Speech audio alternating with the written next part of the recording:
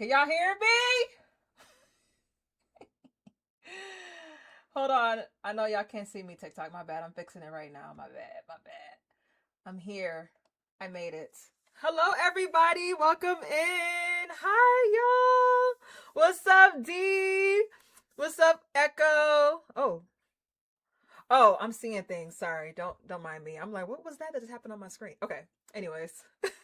What's up, Hera? What's up, Abby? What's up, Sierra? What's up, Coco Bunny? What's up, Koo? Hi, Kim. Good to see you. Hold on. Who else we got in here? Let me move this over. Hello, Peach. What up, Jay? Thank you. Thank you. Hi, Silas Girly. Oh my goodness. Thank you guys. Thank you. I had to do it up a little bit, y'all.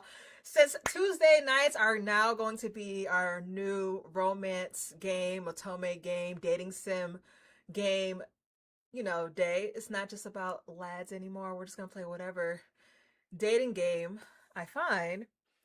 I want to dress up. It's going to be like a date night. You know what I'm saying? So I had to do it up. I got to build up my roster. What's up, Purple? What's up, Silas Angel? What's up, Fern? What's up, Illy? Oh my gosh. Yes, this is my little snowman. Yes, thank you for the follow, Ray.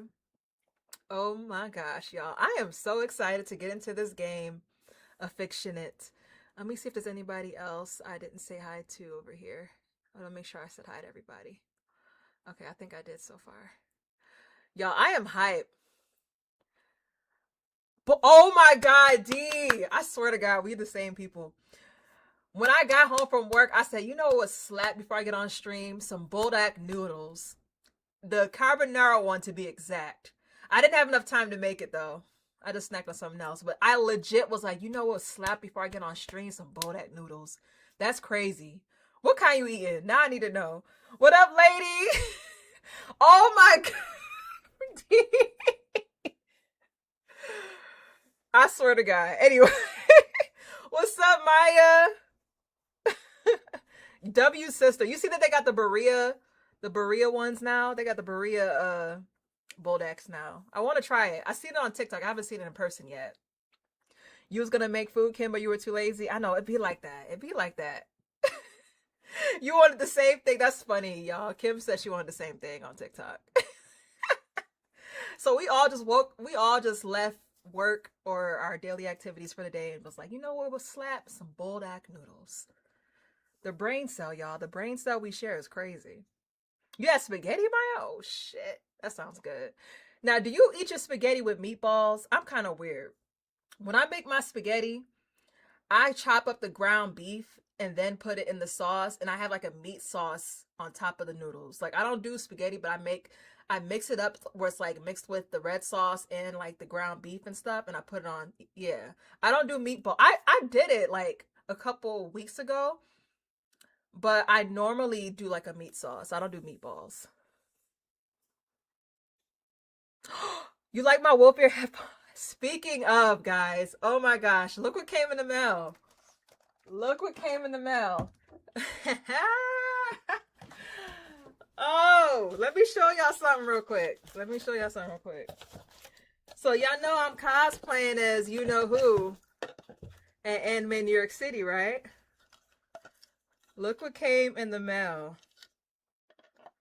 I have to finish putting it together, but let me show y'all. I'm so hyped. Hold on.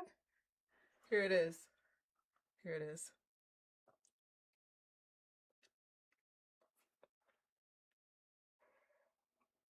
I got my Valko mask! So this Valko cosplay for Anime New York City is about to be fucking lit. Look at the details, y'all. It was 3D printed. I just got to put it together, make the ear holes and stuff, add some touches to it. Like I'm going to paint like some silver accents to it. Yeah. I got my Valko mask. I'm so hype. Let me share this stream real quick. Yeah, guys. It's official. It's official. Let me share this real quick. Um, oh shoot. Oh shoot. Oh shoot. Yeah, y'all. I'm about to go ham as Balco. Like, y'all not about to be, y'all are not ready. Y'all are not ready for what I'm about to do. That shit about to go crazy. That shit about to go crazy. But give me 1 second. Shit.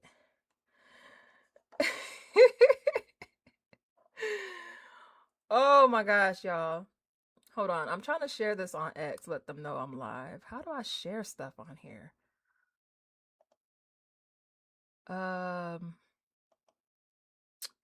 Damn, how did I do it the other day? It was like, what did I click? Damn, it's hot as hell. It's hot, y'all. But yeah, I'm excited. I'm excited. Give me 1 second. 1 second and we're gonna get into it, y'all. We're gonna get into it real quick. Here it is. Damn, I'm like, where the is it at? Alright, share stream link. Copy. Alright, let me share this to X real quick.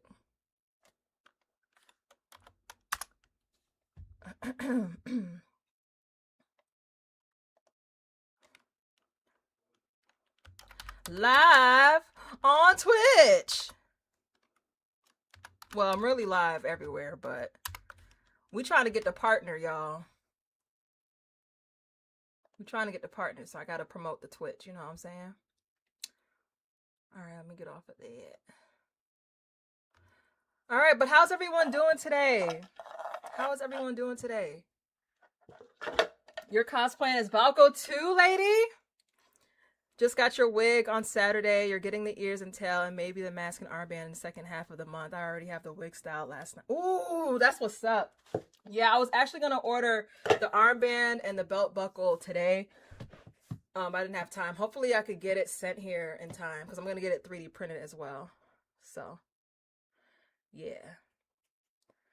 It is hot. But as far as my hair, I think I'm going to keep my hair the way it is and I'm going to have it curly. But I'm going to have like this red hair dye stuff on my hair to make it look, it's going to look real cool. It's real, I'm going to surprise y'all. I ain't going to talk too much. Let me turn my fan on because all this hair on my back, I'm hot. I'm hot as fuck. Hold on. All right. Turn this light off and turn the fan on. Which one's the fan? I forgot. This one's the light. Okay. This is the fan. Okay. Welcome back. Oh, all right. Hello, Midnight. Well, I'm not doing a burgundy wig, but I'm gonna do burgundy hair. Like I'm gonna have the hair that I already have on my head right now, but I'm gonna like tint it burgundy. Cause I don't feel like taking this sewing out. I'm gonna just rock it out until the end of end of August. So yeah. We'll see how that goes. All right, y'all, back to business. Welcome in, everybody. Welcome, welcome. Nessie, so good to see you. I see you over there on the clock app. Hope you've been well. Y'all, we are going to get into Affictionate. We are going to be playing a new dating sim. We're going to be playing the demo of a new dating sim. I don't know if you guys know KindredSpiritVA, but he is another creator. He does a lot of lads content as well. If you guys remember Nate's big Love and Deep Space quiz that we did, where all the like lads creators came together and did the big quiz, Kindred was also a part of that. That's where we connected. And yeah, so he had developed this game on Steam, available on Steam. The link is in my bio, by the way. Anyone that's interested, the link's in my bio. The link to his YouTube's in my bio. If you guys want to check him out, I'm gonna go ahead and show you his profile real quick. Hold on. All right, so this is him. This is Kindred Spirits. Some of you guys may recognize him. Like I said, he also does Love and Deep Space content, so he may look familiar to most of you guys. Hold on. Let me fix that. So that is him. Jade said yes, his voice is sexy. Okay. Yes, y'all, he's also a voice actor. So yes, he came out with this visual novel, Affictionate. So this is him on YouTube, and this is the where is the oh, I thought that was here it is. Here we are. We're right there. That's the stream we all did together. Yeah, it was a bunch of us. So yeah, and then where's his, and this is his Twitch. So if you want to follow him on Twitch, there's his Twitch. All right, y'all, we're gonna get into it. You seen him in your recommended? Yeah. He has a very nice voice. Yeah, he's very talented, very talented. Ooh. Hi, SI Art. So yes, guys, we're gonna be getting into that. Let me give y'all a quick rundown of what the game is about. Let's go on the Steam page and we'll talk about it, and then we're gonna go ahead and get into it. So let's go here, and we're gonna go here.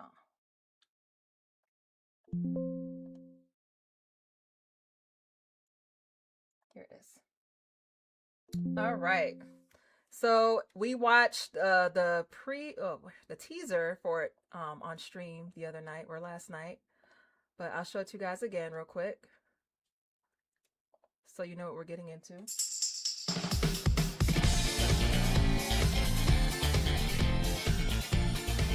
The characters look fine as hell. I'm not gonna hold y'all. They look fine. What's up, Lexi? We are playing Affictionate. This game was developed by Kindred Spirits. First of all, do y'all see the dark skin one? Oh my god, I'm already in love. I'm doing good. I hope you're doing well.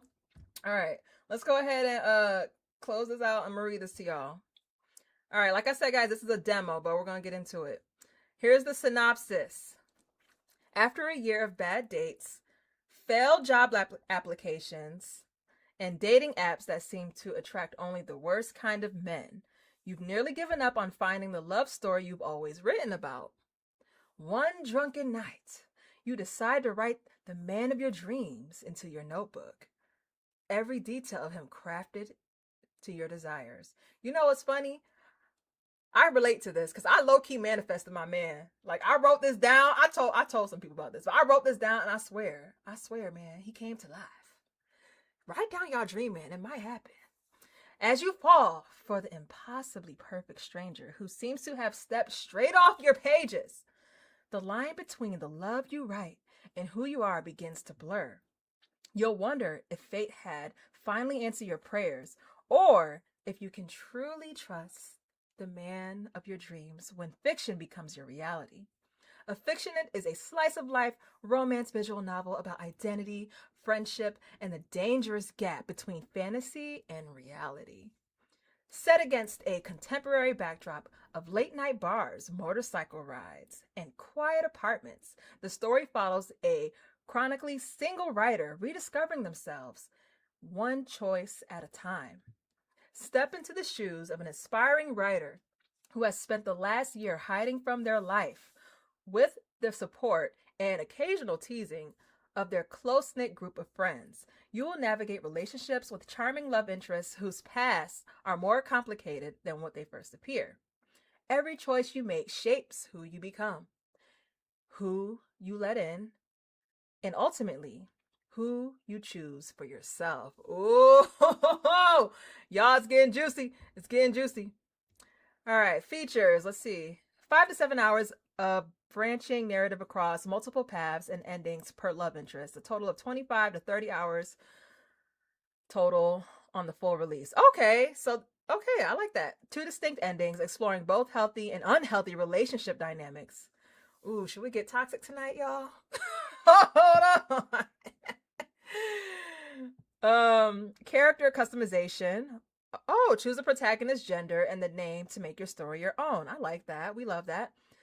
Atmospheric soundtrack featuring carefully cultivated lo-fi jazz and ambient tracks. Okay.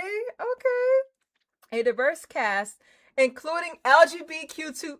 I said that so backwards. LGBTQ+, supporting and main characters. I fuck with that. Okay, let's go. Hand-drawn 2D art with full character expression sets and CG scenes. 3 planned love interest routes based on literal literal tropes. Okay. Okay, I'm loving this. Afflictionate was written and developed almost entirely by a single team from LATAM, Brazil, Kindred Spirit, with artworks made by Bastet Nayla. I'm sorry if I'm butchering that. Alexa Okami and Hirai. Sorry if I'm butchering that. Join our community on Discord if you want to talk to us directly. Okay. Affectionate is an adult romance novel intended for mature audiences 18 and up. Ooh, should I change the content warning on here? We'll see. All characters depicted in romance or sexual context are clearly identified adults. The game contains alcohol consumption, mature language, intimate scenes presented through suggestion, and fade to black transitions rather than explicit visuals, and one narrative branch involving references to substance abuse framed as cautionary content. See the in-app about the menu for the full list of music and sound. Okay, cool. I like a little maturity. Yes, so this game is called Affictionate. It is on Steam. The demo is out right now. This game was developed by Kindred Spirit. He is also a content creator. Some of you guys might know him for his lads content as well. All right, y'all. Are y'all ready to get into it? And I believe where's the languages here? So we got English. Oh, English audio. Nice. And then they also have Spanish, Spain, Spanish, Latin America, Portuguese, Brazil, and Portuguese from Portugal. For the interface and the subtitles. Okay, I love that. All right, y'all ready to get into it? Where it is? What's up? All right, y'all, here we go. Let's get into the game. Oh my gosh, I'm nervous. I'm excited though. I'm so excited. Oh my gosh. Okay. Hide. Okay, hold on, y'all. Affectionate, hide this. Hold on, just want to make sure everybody can see everything.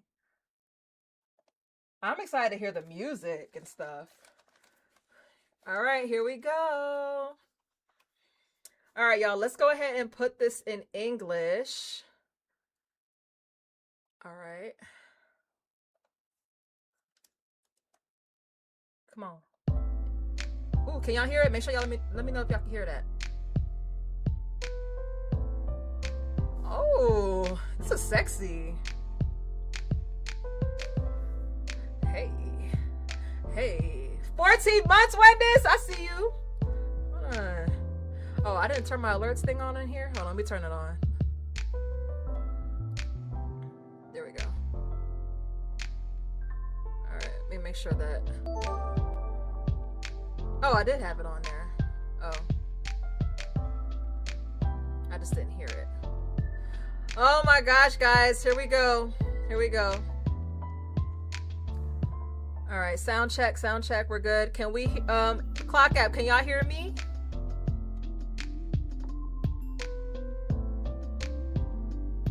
Music's giving lovers and friends. Yeah, y'all can hear me? Okay. All right, new game.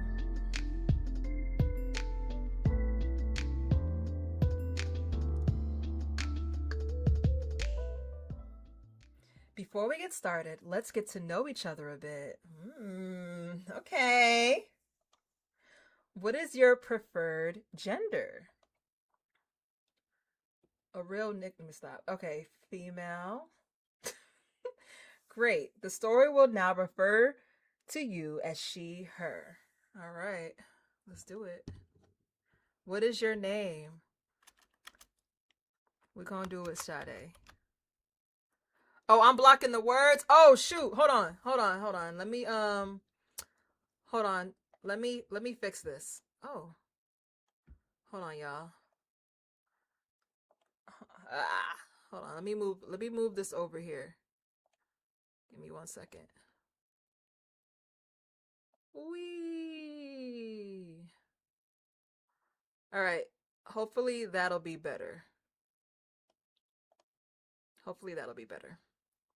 Okay. Let's continue. All right. No save file. Let's go here. Yes. Hold on. I don't know where my cursor is. Hold on. Where's my cursor? Oh shoot, y'all. This is I don't see my cursor. Yes. Oh no. Hold on. Technical difficulties. All right, I got my name. Where's my cursor at? Hold on. Give me a second, y'all. I'm trying to get it together.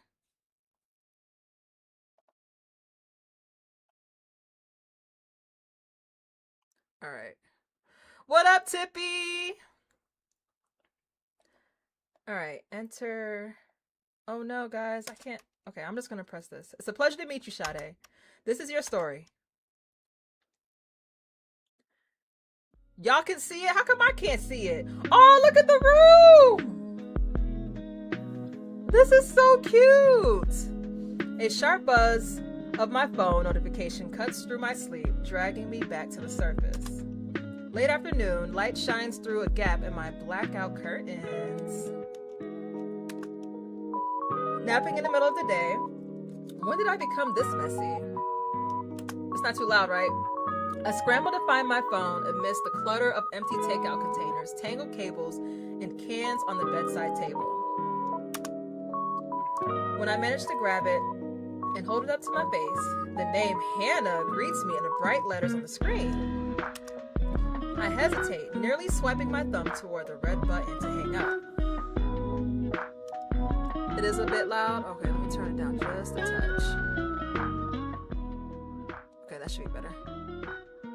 I've been avoiding most of my friends for a while now, but that's not really fair to any of them. Hannah and I have been best friends since we were kids. Okay, I'm covering the text box a bit. I'm gonna have to shrink this.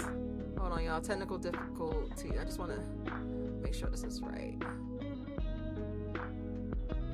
All right, we're gonna be very tiny. We're gonna be very tiny, but it's okay. We're gonna make it work. All right, that's good enough. With a deep breath, I tap the green button and accept the call. Make the rectangle a square. Oh, but then my frame's gonna be cut out, and it's gonna bother me. I would have to get a whole new frame that's more square. I don't got time for that. Hey, stranger! Hi, Hannah. I feel like I haven't heard from you in forever. I know. I've been kind of in a hole. I'm sorry. Don't worry about it.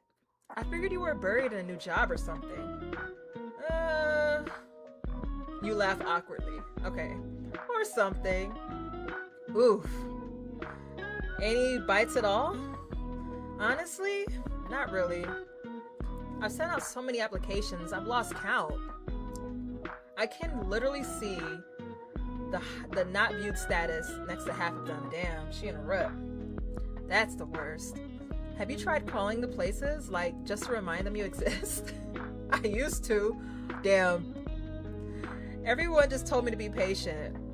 A manager will get to it eventually. Spoiler, they did not. Oh, that's so frustrating. Right? It's been a real energy drain. Wait, what about rent? Are you doing okay? Yeah, my parents are covering me while I figure it out. Okay, that's a relief. I was honestly about to ask if you need anything. Oh, she's a good friend. You know I'd help out, right? Even if it's just groceries. I know. Thank you, Hannah. Always.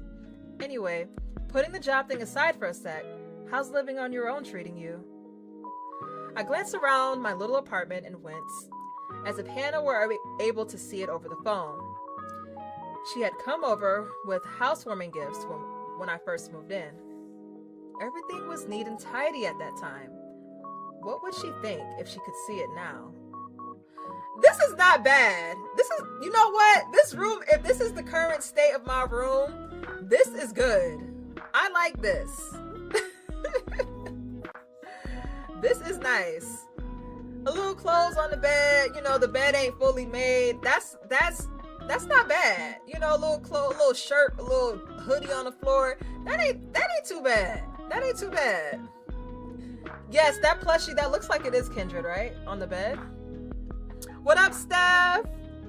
Hello, B. Piles of laundry everywhere. My bookshelves cluttered with manga, old textbooks, and knickknacks. Girl, y'all you think this is a mess? My desk, a collection of worn notebooks, scattered papers sporting my scrawled writings, and several jars of pencils, pens, and a fancy writing quill that I never used but somehow has always become scaggerly and sad. I try not to look up through the doorway to my kitchen, where the dishes are piled visibly high on the sink. I force another smile and crack out a joking response. Could be worse. Beats a dorm room. I guess anything would feel spacious after living like that for so long. Didn't you have like 5 roommates at once? 5 roommates is crazy. Can y'all imagine living with 5 other people? That's like not your family? Just for one semester, but it was the longest of my life. 5 people is crazy. I think the most I've lived with was like 3 other people. I don't know how you got through that. Only by hiding in the corner of campus library with my manga as often as I could. Fictional characters were so much easier to spend time with than my roommates. I know we all can relate to that. I had a lot of studying to do, so I just focused on that. Not that it's doing me much good right now. It feels like it's been so long since I graduated, and my life has gone nowhere. Even if it feels that way, I'm sure that's not true. You're just in a transition phase, that's all. My parents have been saying the same thing to me for over a year. This is exactly why I've been avoiding everyone.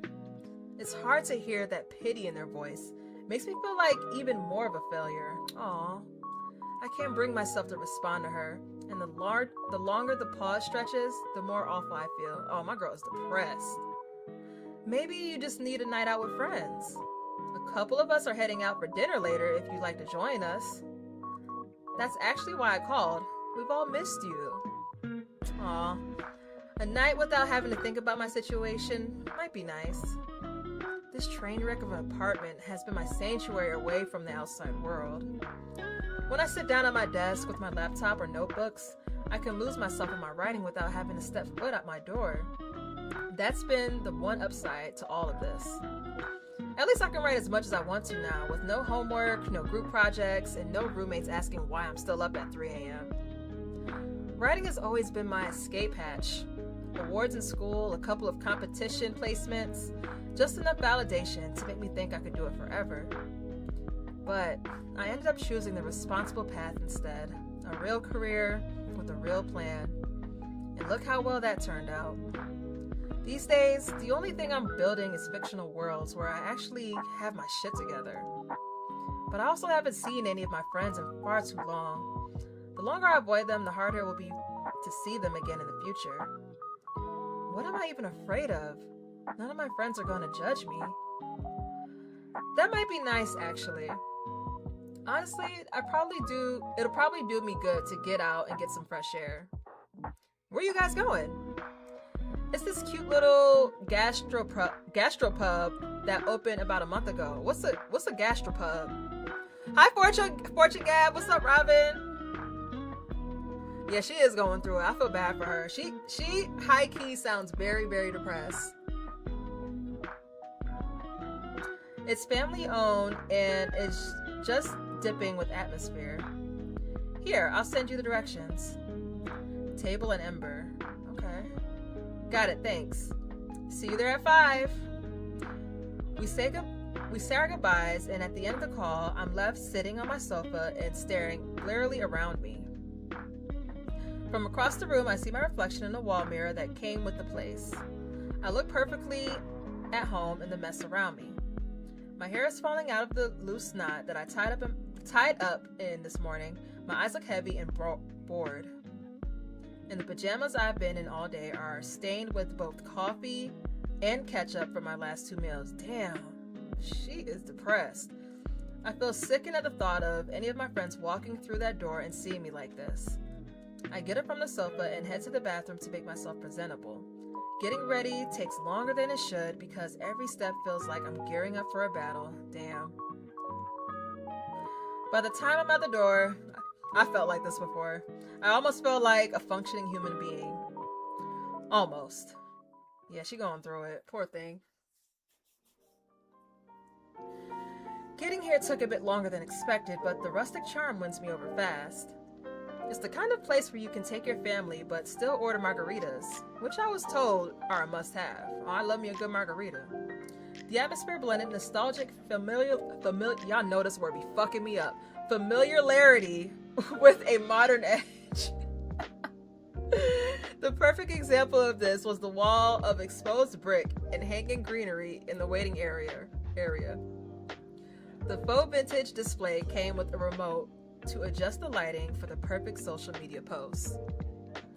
Once we were all there, it was the perfect icebreaker to gather in close and snap a picture. We were going to have fun tonight, no matter what troubles we brought with us. Despite that, I still dreaded the conversation with any of them. I knew at some point they'd realize that I didn't have anything meaningful to talk about, like they did. At least that's what I thought until Hannah started talking about deja vu and multiverses. Hannah can be a bit ditzy sometimes, but her uplifting energy really is captivating. Oh, look, it's Hannah! Okay, listen, I'm serious. Deja vu could literally be different timelines intersecting for like a few seconds. I saw a guy explain it on Tiki-Taki? Tiki-Taki? That's why it's so freaky and no one can explain it. Ooh, do you realize hold on. I thought I was gonna hear some voices. But I'm okay with this. I thought I was gonna hear some voices, but it's alright. That's way too many. But Jordan, hold on. Give me a second. First of all, the art style is amazing. They are both fine as hell. Oh my. Yeah. They are fine. Ooh, Mark. Isn't that why they say there be infinite timelines, just like a crazy forever amount? That's why it's such a phenomenal idea, though. It literally blows your mind if you think about it for too long. If you put on your sandals instead of your sneakers, that means another version of you who did choose the sneakers is out there somewhere. If there were more than one universe, I doubt random people's choices would decide when a whole new timeline gets created. It seems more likely that each timeline would be made up of entirely different people. I don't think our choices matter in the grand scheme of things. We're shaped by the choices we make. If you'd taken a different path in life, who's to say you'd be the same you? Otherwise, it's like every person on earth is playing God every day without even knowing it, just by making choices they aren't even thinking about. Aww. I feel you, Maya. That's what I mean. The weight of every choice is so far beyond anything we can comprehend, just like the number of timelines or universes that might be out there. This is why you're a social media manager and not an educator, selling grand concepts based on emotion instead of facts. You teach high school band, Jordan. Get off your high horse. He looks like he could be a band teacher. He looks so cool. I really love his art design. There are a lot of facts that go into managing social media for a major corporation. I'll tell you that much. It's much more involved than you think. So is a high school band. Hey, you haven't chimed in on this whole discussion. You have any theories on deja vu? Yeah, do you think there's another version of you out there who believes Hannah's theory? Oh, shut up. It's not my theory. I'm just repeating what I heard. But yeah, what do you think? I never really thought about it. It does seem really far-fetched, but it's a neat concept. Maybe there's a version of me out there who found a good job right out of college. There, I did it. I mentioned it before anyone else could. I knew it was going to happen at some point. So while listening to them all talk, I decided to be the one to bring it up in my own time. She's like, before y'all ask me, let me just go ahead and just, put it out there. While they were talking, I was already on my second margarita, which kind of helped me gather some courage. Wait, you have a job, don't you? I thought you were all lined up with some company before you graduated. I thought so too. They told me I had a promising future and that I should come in for an interview once I was done with school. I've heard that line before. Jordan, you're such a pessimist. I just keep things real. That's not the same thing. You're a stick in the mud either way. Are you this darb around your bright-eyed high school students? Most of them have bad attitudes and misery complexes. I'm the teacher who gets them and listens to what they have to say. I can see how you're doing well in that job. I wish I could find a career as fulfilling as that. When I went into interview for my dream job, oh God, the alcohol that gave me liquid courage earlier is really not helping me keep from dragging the mood down. It came down to me and one other applicant. A few weeks later, they emailed me to say they went with the other guy. That's so awful. It sounds like they led you on and then backstabbed you as soon as they could. Sounds like my ex-boyfriend. Oh, hold on. Wait a minute, Jordan. Hold on, Jordan. Let me find out, Jordan. Okay, Jordan. Okay, you swing that way. I like that. I like that.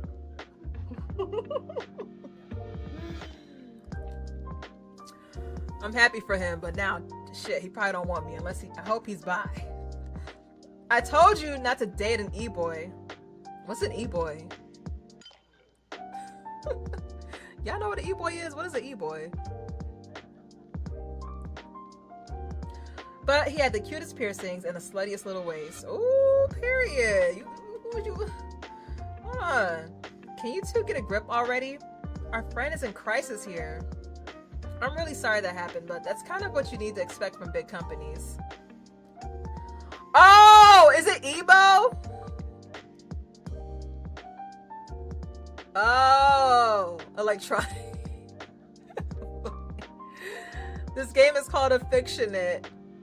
It's on Steam. I'm playing the demo right now.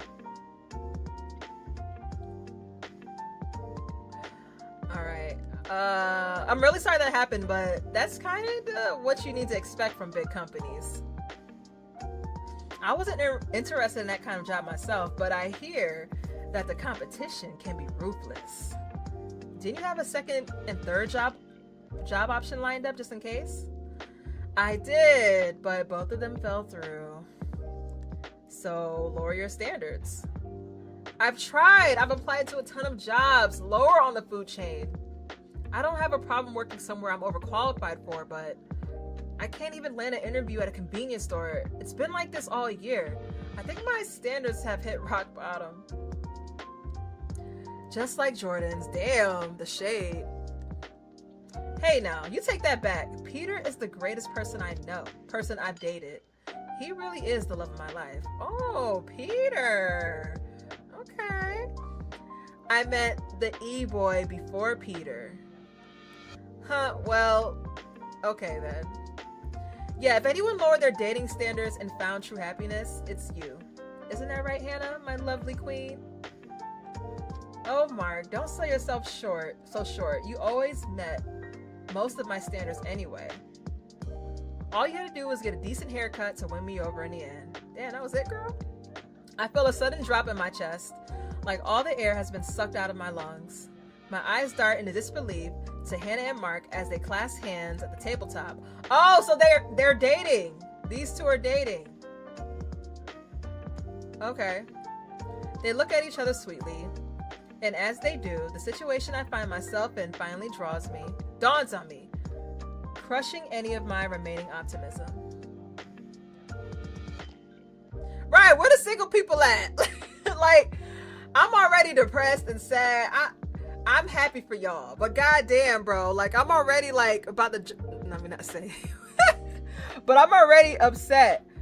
I don't want to be here right now. Like I don't want to hear this. All right, hold on, y'all. Hold on. I'm trying to connect something. Hold on. Is it connected? Connect. All right, hold on, y'all. My bad. I meant to connect the TikTok thing, so it shows y'all stuff here. All right, there we go. That's why she didn't want to go. It makes sense. Wait, Jordan has a new boyfriend and Hannah and Mark? You two are... I wore her down just like I said I would in school. That's such a terrible thing to say. You proved yourself and I wanted you. End of story. Oh, okay. The gloominess I've been fighting all day evaporates. In its place, an alcohol-fueled frustration floods every corner of my being. She does not want to be there. She does not want to be there. Along with the sadness, my dignity leaves me as well. I pick up the margarita I left on the table, and in one long swing, I down it all. All right, I got you, girl. Hold on. Let me drink my juice. I almost choke. She is very sad. I feel so bad for my girl. Damn, bro. She needs some dick immediately. She needs something. Coughing over the powerful sting of the alcohol in my throat. I see my friends staring at me with astonishment through my watery eyes. Hannah quickly flaps a napkin in front of my face, which I take and press it to my eyes. I know I'm going to regret this in the morning, but the thought doesn't cross me at the time. After which, Jordan immediately shoves a slice of the free herb bread into my hand, telling me it will help. I tear into it angrily with my teeth, swallowing a hard chunk that I hadn't chewed well. Oh my gosh, she about to choke and die right here in front of us, and fall into another short coughing fit. She do not care.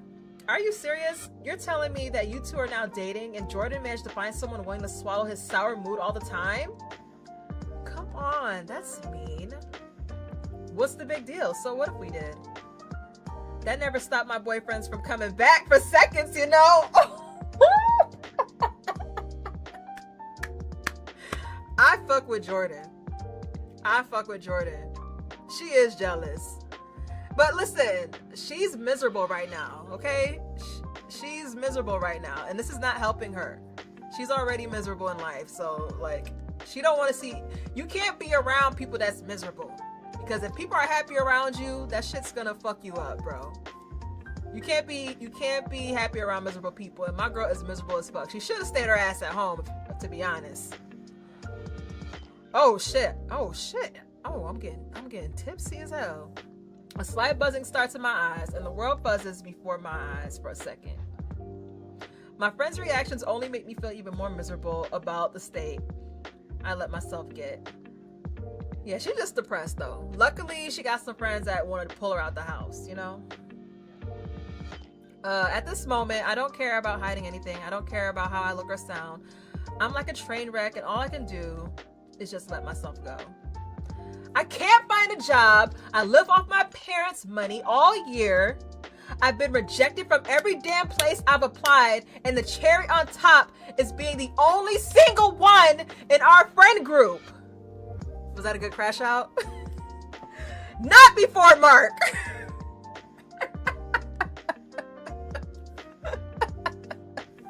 Oh, nice. I thought you'd go after Jordan again. It's nice to be included. Same here.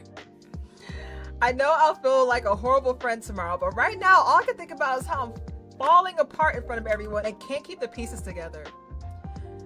You know what the worst part is? In every story I've ever written, at least the main character has someone. Even the ones, I'm gonna cry. I'm gonna bring the emotion out for her. Even the ones in the apocalypse. But I don't even have anyone to starve with. Honey, listen, I know you're going through a rough patch right now, but haven't you dumped like a lot of guys in the last few years? She's right. Maybe if you settled like her and Mark, you would be starving with someone right now. Mark's like, yeah. Like, nigga, did you just say that my girl is settling with me? Yo, they are shady. This is a shady ass friend group. Wait, excuse me? Oh, hold on. Oh, my bad, TikTok. Hold on. It's reconnected. Hold on. This is a shady ass friend group. Okay. That's not what I meant, babe. I swear. I was just... What the hell is that? Oh. It's not my fault that I had such bad luck with men. I don't think that's it, honey. What? You know you dumped a few of them for some pretty dumb petty reasons. I did not. Ooh, I feel attacked. Didn't you say that one of the guys you dated chewed too loudly?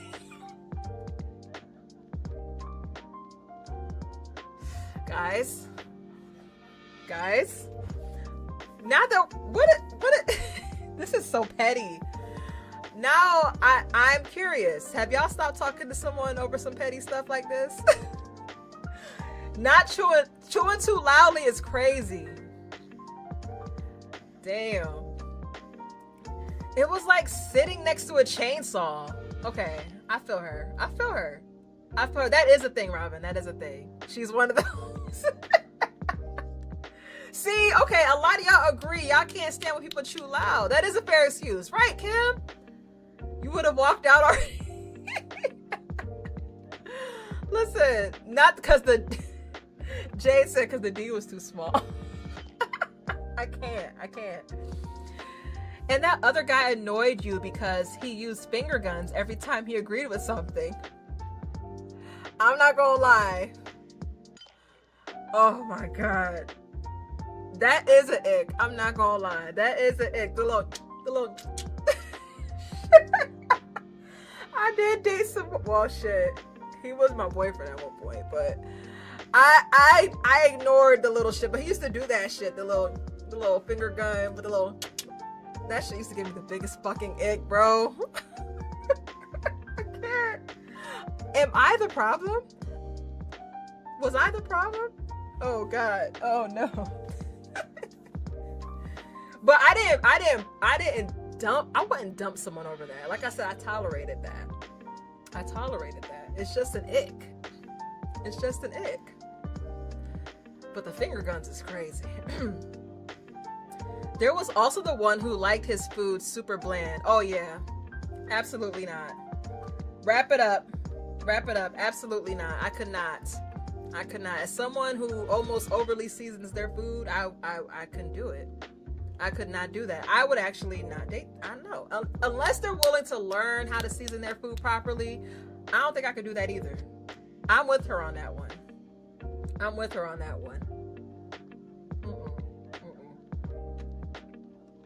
Listen, the more they point out the reasons my past relationships didn't work out, the harder the truth becomes to deny. Oh, don't forget the one who vaped. I'm not gonna lie. I used to vape. Now I don't vape anymore. I wouldn't be mad about the vaping. The only thing that would bother me is that I know it will harm you in the long run. Especially as someone that used to vape all the time, and that shit I literally had to stop because it started fucking with me for real. And that's why I stopped. You know, like if something happens to you and it's like a life or death, and then you're like, oh, I'm never gonna, that's what it turned into that for me. So I'm like, I don't judge anyone who vapes, but I'm gonna highly encourage you to stop vaping. Not puts the vape down. What's up, Maiko? What if she has asthma? Come on, that's even worse. Oh wait, are you talking about the spices, the food? You agree? But every time he agreed, you can see how that could be. Yeah, you know what I'm saying? Like, listen. You know, Hannah pointing that out, I would have started to drink more because of, no, for real. I would have been like, hey, yo, bartender, I'm gonna need a shot, bro. Because they on my neck right now. I can't do this shit, bro. They on my neck. You used to date a guy who talked too much while he sleeps. I value my sleep. I've dumped and got good quality. Talking in your sleep is crazy. What? Yeah, I probably would have dumped him too. Not for real. No, I couldn't do it. Vaping is valid. Yeah. Only because I'm concerned for your health and your well-being, you know what I'm saying? Try to get my boyfriend to stop too. He said he'll quit. Well, I hope he quits, because once you get into that, once it happens and you can't breathe one day, I would hate for that to happen to him. Because that happened to me. I was like, oh, and I was like, yeah, this is it. I'm done. Every night he talked. Oh, hell no.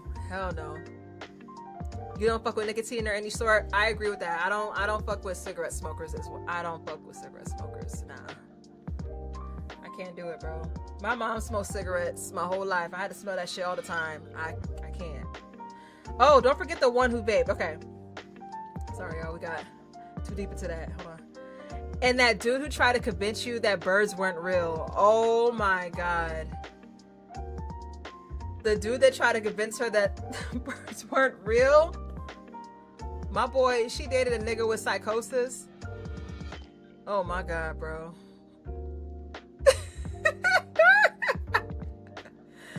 You know what? I see why she been single. Because she's attracting all these weird ass people. Well, okay, they all not weird. But not saying birds aren't real is crazy. You hate snoring, but like, how can you blame someone for that? Oh, girl, I feel you. Side note, I'm sorry, because this is like bringing me to other moments.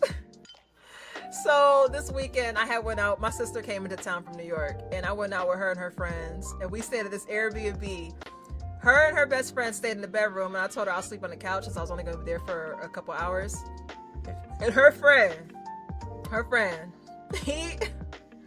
he was like, I was like, okay, yeah, we can sleep on the futon together. It was like one of them pull-out couches. I said, yeah. He was like, oh, but I want to warn you, I do snore. I said, okay, that's fine. You know, ain't nothing wrong with a little snoring. He said, but it's really bad. I said, nah, I'll be okay. I'll be all right. Y'all, when I tell you, I have never in my life heard someone snore the way this man snored. Oh my God. Oh my God. I literally, and it kept getting louder and louder. Like the saxophones would be getting louder, his snores was getting, this is what I heard. This is how it started. It was like, and it was like, oh my God. Oh my God. I was like, oh, the shit was so bad. I remember jolting up out my sleep and looking over at him like, nigga, what the fuck? I was like, yeah, they tried to warn me, but that shit was crazy.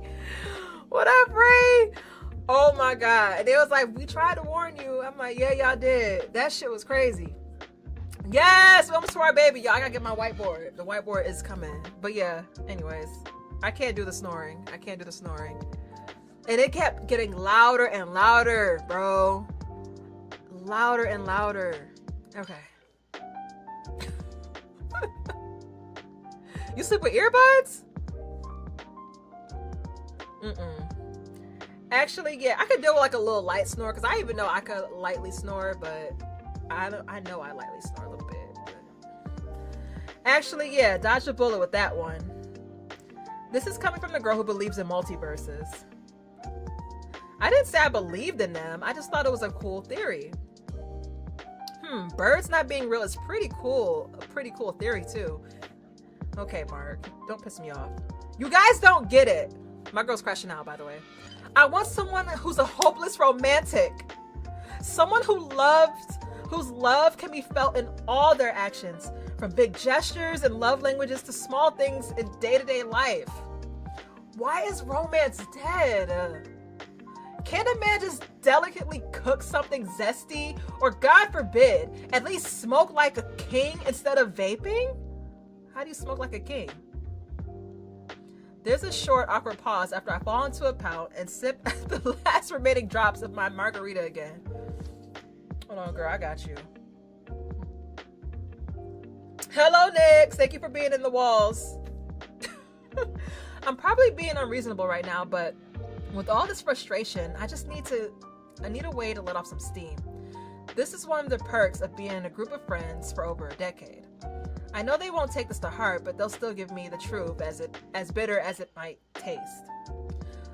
Listen, Sade, we all know how hard it is being single. Sometimes it's not a big deal, and other times it hurts like hell being alone. But maybe if you keep an open mind, you'll be able to find someone who will care for you as much as you do for them. I know he's trying to comfort me, but I'm not in the mood. The cork on my self-pity was popped right off, and there was no putting the toothpaste back in the tube. I frowned at Jordan and defiantly tried to take another sip of my now empty drink.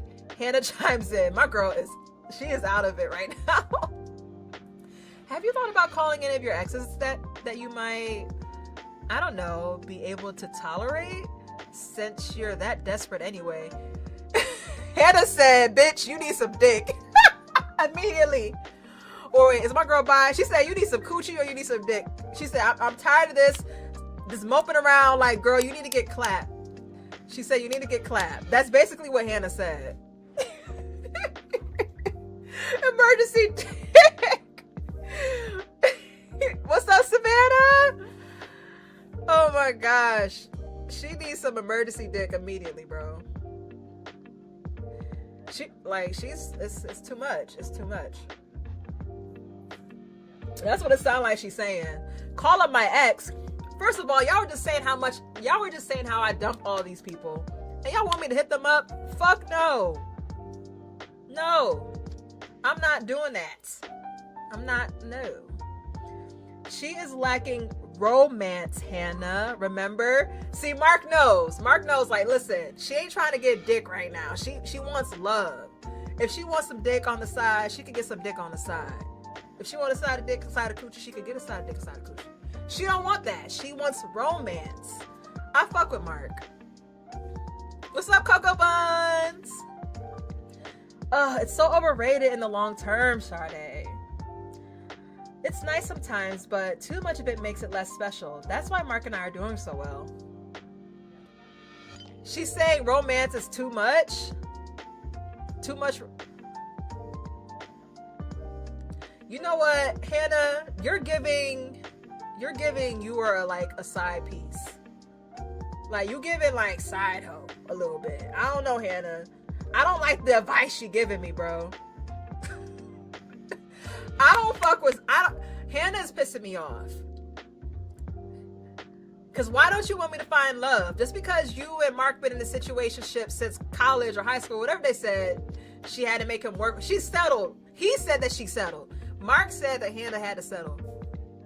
Just because y'all in a situationship, don't project that shit on me. I want romance. What's wrong with that? Kim said she got psychosis too. Are they friends with? Yes, her and Mark is giving friends with benefits, right? It's giving their friends with benefits. No. Hannah, I got my eye on you. Twitch, clip that. Because I have to let people that's gonna play this game, they need to know about Hannah. They need to know about Hannah. She did call her Ditzy in the beginning. All right, Steph, it's good to see you. I hope you have a good night. Not y'all throwing tomatoes at her. Hannah is the fake friend, 100%. Like, if you're not gonna help me, just leave me alone, Hannah. Right, like, girl. Wow, thanks, babe. Right, Mark about to break up with her ass. Mark about to slide up into my DMs right after he leave. Anytime. And she don't even know. And this bitch don't got self-awareness. Hannah, lose my number. See how adorable you are together? It's not fair. What did I go wrong? I feel like I said that sarcastically. We've been trying to tell you, but you're not really listening at this point. I'm about to slap the fuck out of everybody in this bar. Y'all pissing me off, okay? I'm already depressed. I already don't have the job that I want. I'm already going through.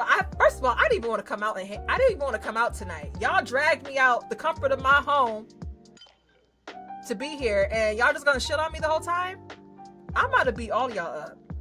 Y'all all fine, but y'all can still get your ass beat. Somewhere. I'm sorry. I'm mad for my girl now. I'm mad for her now. hyping her up, right? Like, damn. These is not my type of friends. I don't like them. I don't care about that. Oh, because you know how my character was saying, oh, I've known them long enough that they would, like, you know, they could say certain things that's kind of like rude or whatever. No, fuck that. Y'all better glaze me. Shit, I be glazing my friends. Y'all better glaze me. I don't like that. Y'all, I'm already in a rut, okay? Tell me what I want to hear. I'm already depressed. Like, y'all making it worse. Somewhere in my mind, I hear and believe Jordan, but right now, it's much easier to drown out the truth in self-pity. I'm starting to feel the sharp edges of my frustration smooth away into a dull ache in my head and chest. My friends are still trying to comfort me, even pitching guys they know, but after all that, the alcohol is really starting to creep up on me. Oh. I stand up from the table too quickly, and the floor seems to tilt beneath me. I clutch the corner of the table for balance as my words come out more slurred than expected. I'm going home now. They're real friends. They're not feeding her delusions.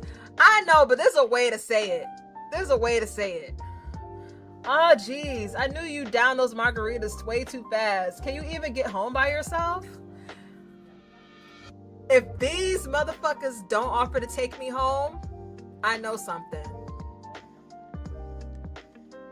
My heart, even if I say I'm okay and it's clear that I'm drunk, y'all better take me home. If they take me home, they're cool in my book. My heart sinks even lower. When I ordered the drinks, I thought I'd be staying at the restaurant long enough for it to wear off. Now here I was, drunk, annoyed, and at the mercy of my friends. I surrender and shake my head pitifully. It's probably not a good idea. Don't worry about it. I'll give you a lift. Okay. Mark and I came here together, so we could just stop by your place and then he could take me home. Sure can. Come on, let's go. Okay. All right. I just got a little too emotional. You know what? They're not bad. They're not bad friends. I just, you know, I'm just angry. Like I sucked in the anger that my character feels right now, and frustration and misery, and I projected that onto them. You know, they're good friends. They took me home. You know, they took me home. All right, they get a gold star. Jordan says, I'm sorry that things are rough right now, Sade, but it was nice seeing you after so long. Oh, okay. All right, I like them again. If things get any worse, you can count on us to be there for you. Thanks, Jordan. Good seeing you too. Tell Peter I said hi. I will. Goodbye. Bye. Sorry, y'all. I'm sorry, y'all. I was a little dramatic there. As I ride the passenger seat of their car, face pressed against the cool glass of the window, I reflect on where I went wrong. Isn't it better to cut your losses early than to suffer through a relationship that won't make you happy in the long run? Bye, Nessie. It was good seeing you too. Thank you for stopping by. Should I really lower my standards or just keep being single anyway? I'm not hideous enough to scare men away, and not hot enough to intimidate them either. Being average looking was never the issue. I've always been the type to set a goal and go after it. Well, until recently. My imagination is my greatest pride, and if anyone took the time to read my writing these days, they'd see that. I shift into my seat as the foggiest whiffs of an idea tries to form in my head. I haven't let anyone see my writing in so long. It mostly consists of spicy romance tales or complex fantasy world building. I've been writing for just myself. I can't decide if it's a personal victory or another failure. Aw. I need to give her a hug. I make Hannah drop me off in front of the building. Oh, is this where I live? She wanted to walk me to my door, but even as drunk as I am, I wasn't going to let her see the state my place was in. I stumbled through the door, clumsily knocking it behind me and kicking off my shoes. Now that I'm back in my own space, I just want to get out of these clothes and into something soft and comforting. Oh, she got a nice house. I leave a trail of shed clothing to the bathroom where I wash up in the sink. As I dry my face, I pause and stare into my own eyes in the mirror for a long time. It's uncomfortable. I don't even know why I'm doing it. Searching for something, maybe? Like the answers to all my problems are somehow hidden away inside myself? Maybe if I just look deep enough, I'll find them. I break from my own tired gaze, drop the damn towel on the counter, and leave the bathroom. I rummage through the basket of clean laundry in my bedroom. I'd folded everything when I put them in there, but after picking through it for clothes all week, everything was a disheveled mess. I exact a set of cotton pajamas and slip into them. They might be a little wrinkled, but they're still soft and smell fresh. As I stand back up to button the shirt in the front, I catch my reflection in my dresser mirror. What's up, Tally? Even with a scowl engraved on my face, pajamas like this made anyone look cute. This is a dating simulator. I do look cute, adorable even. If I had a boyfriend right now, I'd send him a selfie. Or if he was living with me, I'll cut up to him. Or I groan loudly and fling myself onto the bed, squeezing the pillow into my chest and curling around it. Aww. Yeah, she did clean her room. It looks good. She got a nice house. Even cuddling in real life hadn't been as romantic as it was in books. Damn. Curling up with a book or dating some on my phone was way more comfortable. Was there anything that was as good in real life as in my digital and paper fantasies? You know, that's kind of like how we are with Love in Deep Space. We're like, damn, when I tell y'all that game had my expectations so high, I'm like, oh Lord. Yeah, I feel her. It's kind of hard to like date in the real world when you have those high expectations from those games. You know what I'm saying? All the guys I dated and dumped through my college days start parading in my memory.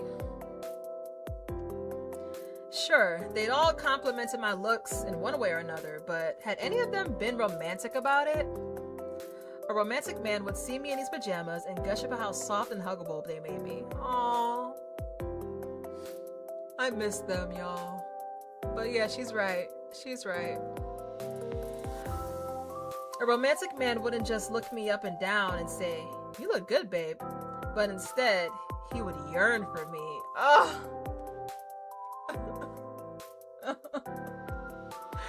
Did I ever get more than that from any of them? Something as intimate and special as being in a relationship needs to be adored and romanticized to make it worthwhile.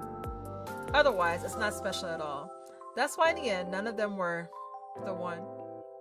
I sat up in bed and glanced at the rows of manga on the little bookshelf by my bed. The best men in my life came from between those pages. And when the books weren't enough, there were games with even more guys to choose from. We can relate. We can relate. What's up, Bam? The name of this game is called Affictionate. It's on Steam. I'm gonna have to put like a little notation here on TikTok for you guys. The men in love and freak spot.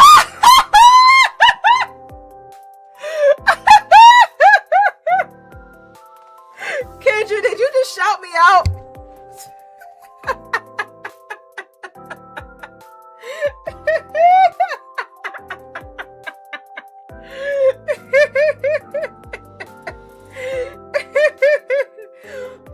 I'm fucking dead. I'm fucking dead.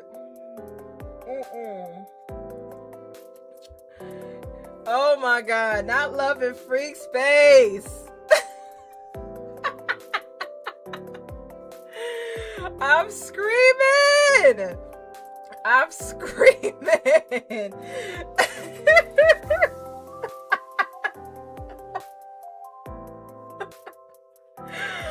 I am dying, bro.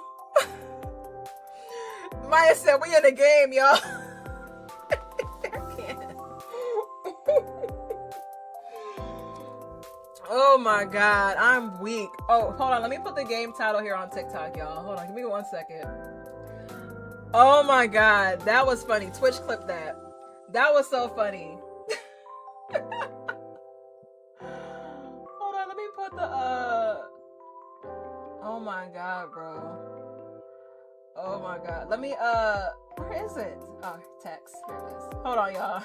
I gotta add the title of the game on TikTok because everyone keeps asking me. Hold on. Oh my gosh. Wow, that was funny. Okay. Game.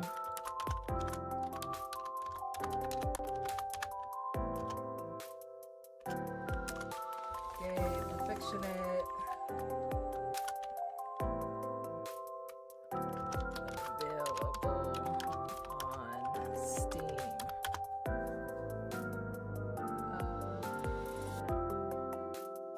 That is so funny. Alright, add.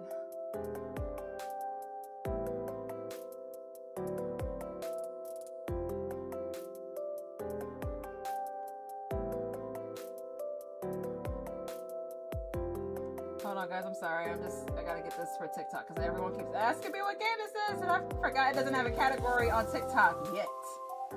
It doesn't have a category on TikTok yet. What's up, Angie? Alright. The men in Love and Freak Space and You Obey were so amazing in many ways, giving me all I could ever ask for in Regular Man. Yep. We love Love and Freak Space. I miss Love and Freak Space. They were bursting with passion and romance in so many ways, and in so many stories they didn't even know it. That only made them all the more charming. My eyes traveled along the spines of the books, lovingly reading the familiar titles and being filled with sparks of affection for each and every one. That's when I declare, heated and still a bit drunk, to my empty apartment. I'm done with real men forever. 2D men are all I ever need. Yes, period. Zane, where you at? Hold on. I feel her. I feel her. Give me my 2D man. Give me my 3D, 2D. Hold on, wait. I feel her. I feel her. Zane, as a matter of fact, give my man. Give me my man. Hold on. My man downstairs probably hear me like, bitch.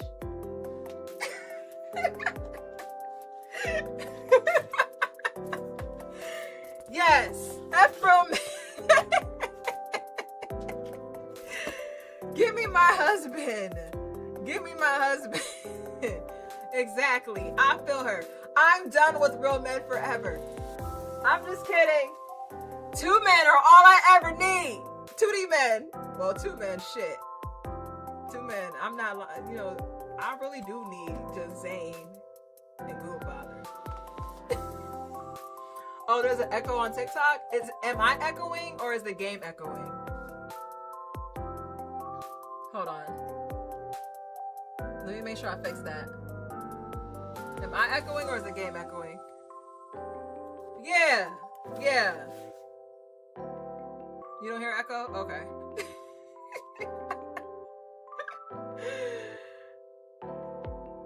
I'm echoing and the game?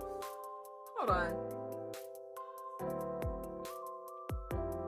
Uh-oh. Y'all let me know. Y'all let me know. Yeah.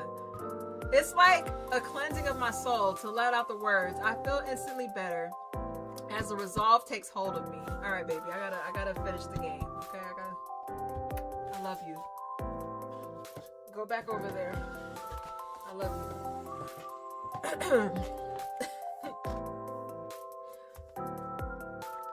I spring up from my bed and head straight to the desk across the room.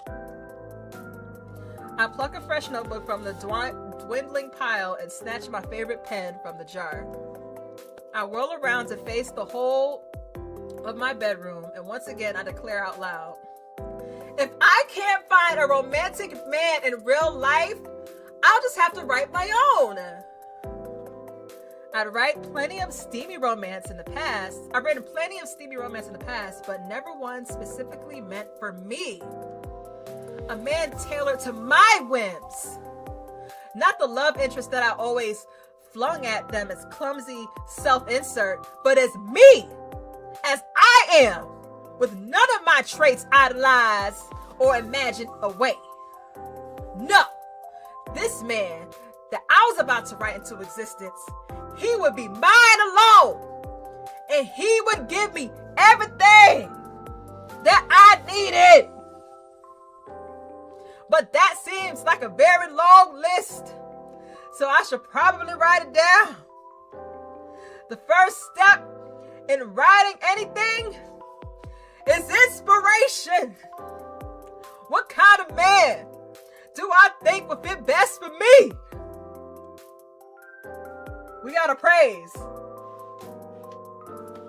Come on, girl. We're gonna manifest this man.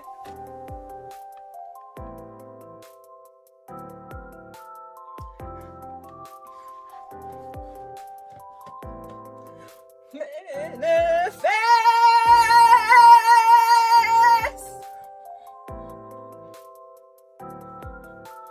Okay. All right, y'all. Rich baby daddy? Oh yeah, we definitely need a rich baby daddy. You know what I'm saying? Take your time, Pastor. Wait a minute. Oh, I forgot. This is the demo. I'm like, where's the other options? Okay, so we got damaged bad boy. Ooh, that's the one you're gonna give us on the demo, Kindred? That's crazy. That's crazy. Sounds girl said, damn girl, we in church and playing the game. Listen, I felt the passion that my MC was saying when she was writing down those informations, okay? So we got the rich yandere daddy, Omegaverse Alpha, and there's more other. Oh my God, bro. I can't wait to see the other ones. But he gonna serve us the damaged bad boy. Oh Lord. I done had one of those. I do not want to go through that. I do not want to go through that again. I might get triggered. I might get triggered. The damaged bad boy, whew, they are terrible. They are actually insane. They are the worst type, but they got some good dick. All right, let's go. Damaged bad boy. Let's go. The glossy cover of a men's catalog from my junk mail pile catches my eye. Perfect. They always pick the best models for men's clothing. Even the older guys are total dilfs. Dilfs? I grab the catalog and bring it back to my desk. Flipping through the pages, I scan the different models and their poses and outfits. They all look good in their own way, but none of them inspire me the way I need. The farther into the catalog I go, the more desperate I get to find the right man.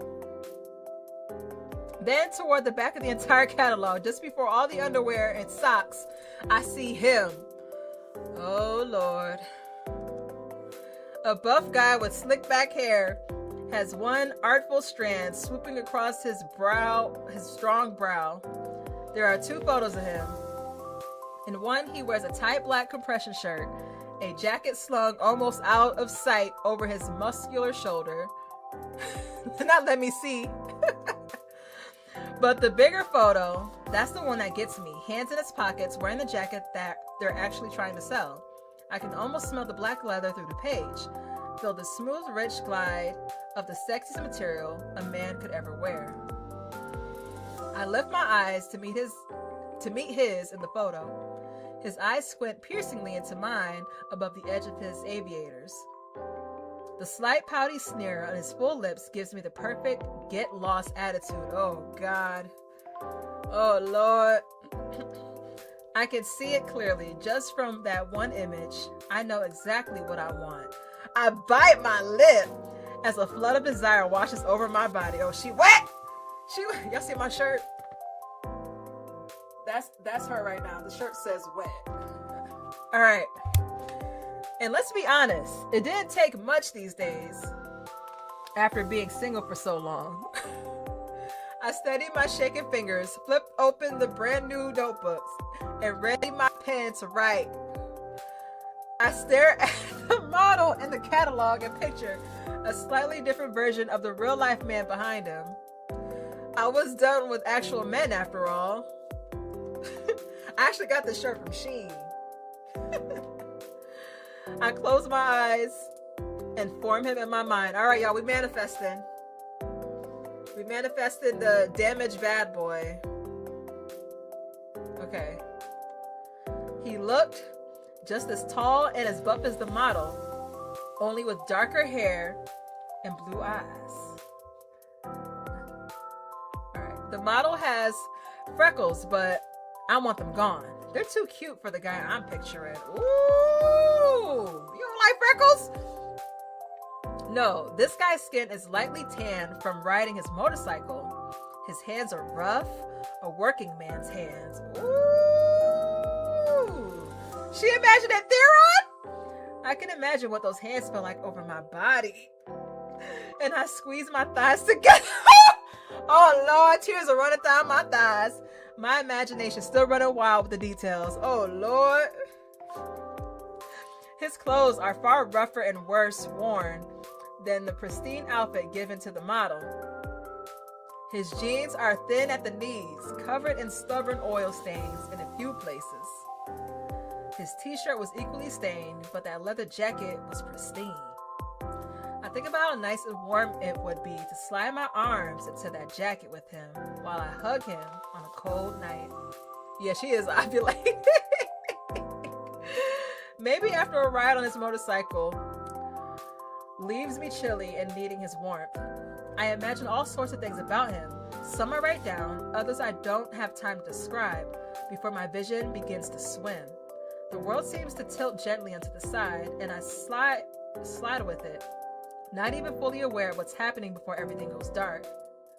Oh shit, is he coming to life? We manifested him? Coming back to myself isn't great. My temples are throbbing like someone's flicking me between the eyes. She hung over. My stomach feels like it's twisting itself, and all of my limbs are numb while somehow sore at the same time. I lift my head, and my cheek peels away from the paper of my notebook, somewhat stuck to my face. Sigh, I must have fallen asleep, face first in my own writing. I can almost taste the ink that's been smeared across my page by my own drool. Gross. Slowly regaining my focus, I squint down at the page I was writing. My writing is nothing more than a mess of blurry lines. I even spot a poor attempt at artwork.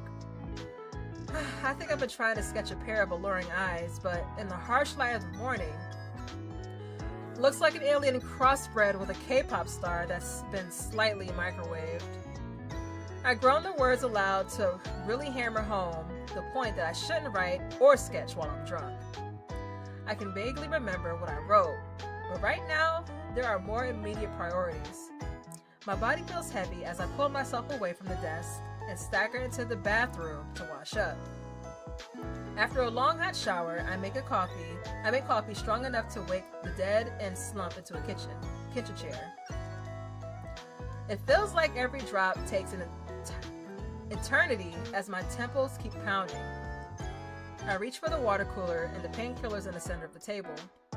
I force myself to choke down a biscuit left in the half empty package just to give the meds something to work with. The first cup is always black. Cream and sugar come later, once I feel like a person again. As I sit there alone in my kitchen, my head slowly subsiding and the nausea easing just enough for me to relax, I face another discomfort. While my body slowly recovers from the night before, my mind is examining it too. It's just as harsh as the effects of too much alcohol for someone who hasn't drunk in a while. My friend's wordplay over a few times, and my reaction shifts slightly with each repetition. The first time I'm hurt that they were so blunt with me. Yeah, we were hurt, y'all. We were hurt. The second time, I try to pretend it doesn't matter and that they're wrong. By the third time, I'm annoyed at myself for starting to agree with them. Maybe I should stop being so picky and expecting the Prince Charming to ride in on a white horse and sweep me off my feet. At that time, those little things seemed like make it or break it factors, but now, maybe I was a bit mean with my ex who chewed loudly. What's up, Anna? Not my girl about to settle for the guy that be chewing so loud. Oh, Lord. Oh, Lord. Don't do it. Don't do it. Mm-mm. A new resolve claws its way through my hangover. I'll prove everyone wrong, even myself. I can even find someone without nitpicking every little turn off. I finish my coffee and steady myself, then I pull out my phone, doing what a sensible adult does when life gets a little too empty.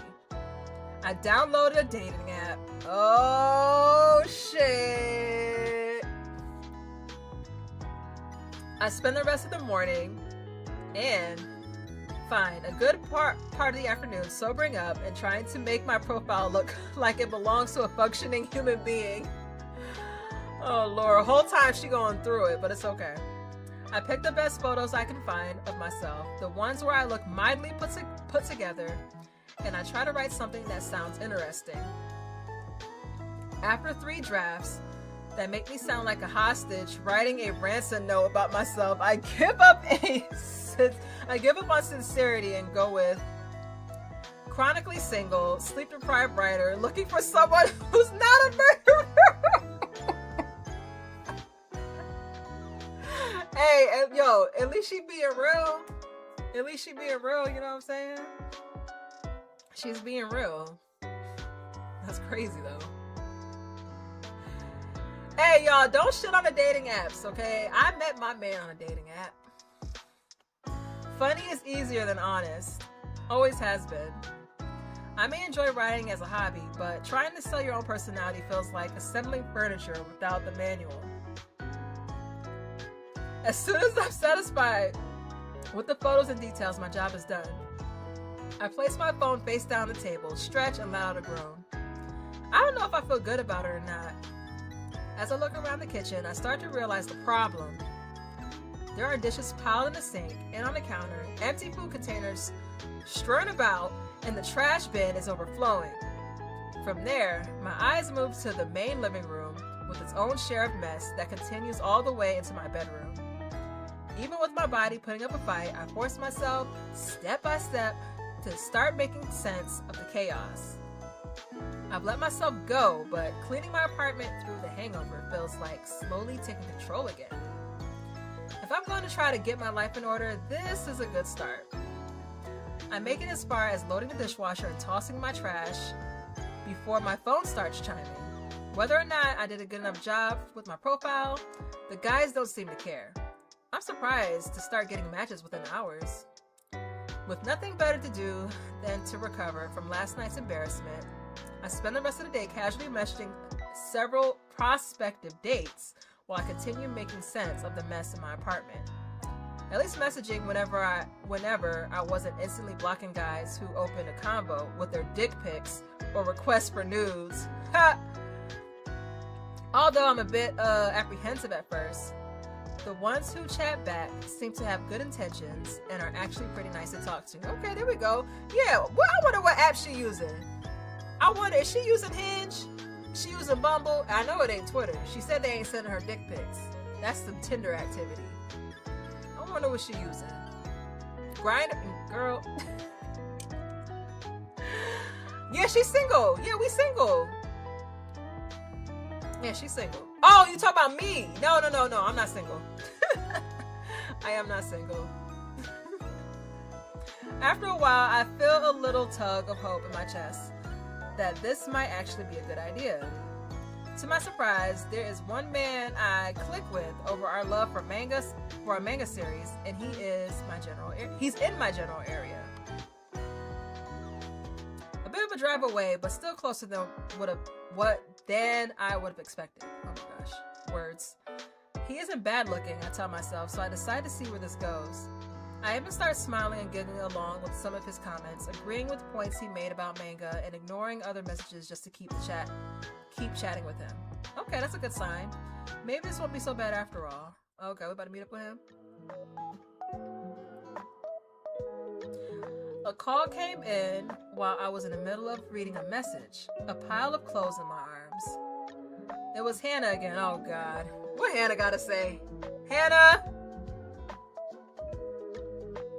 Hey, Hannah. Hey there, Sade. Just thought I'd call and check up on you after last night. You doing okay? I am now. Yeah. Got sobered up with a lot of coffee and something to eat. Oh, that's a relief. I was worried that we'd upset you too much. I'm sorry if we made you feel miserable. Okay, they're apologizing. Okay, we're okay. At least she's holding herself accountable. She's holding herself accountable. I wanted to jokingly agree, but I knew that wouldn't be fair. Hannah spelled backwards is Hannah. Fun fact. Why?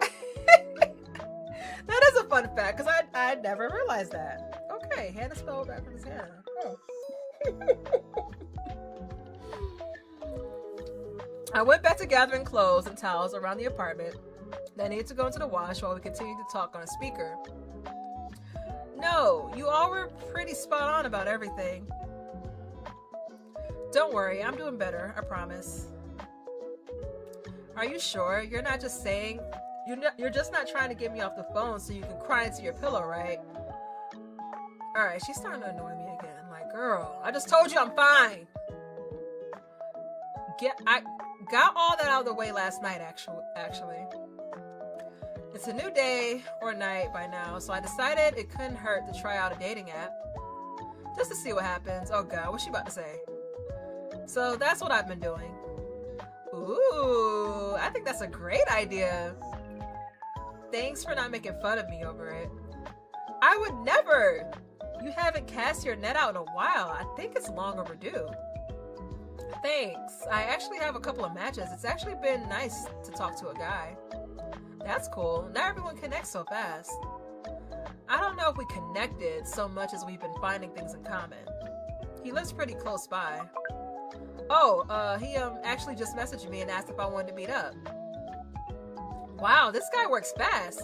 Are you gonna try to take him up on it? I don't know. We just started talking. Have you enjoyed it? Well, yeah, I think so. Then you should try talking to him face to face.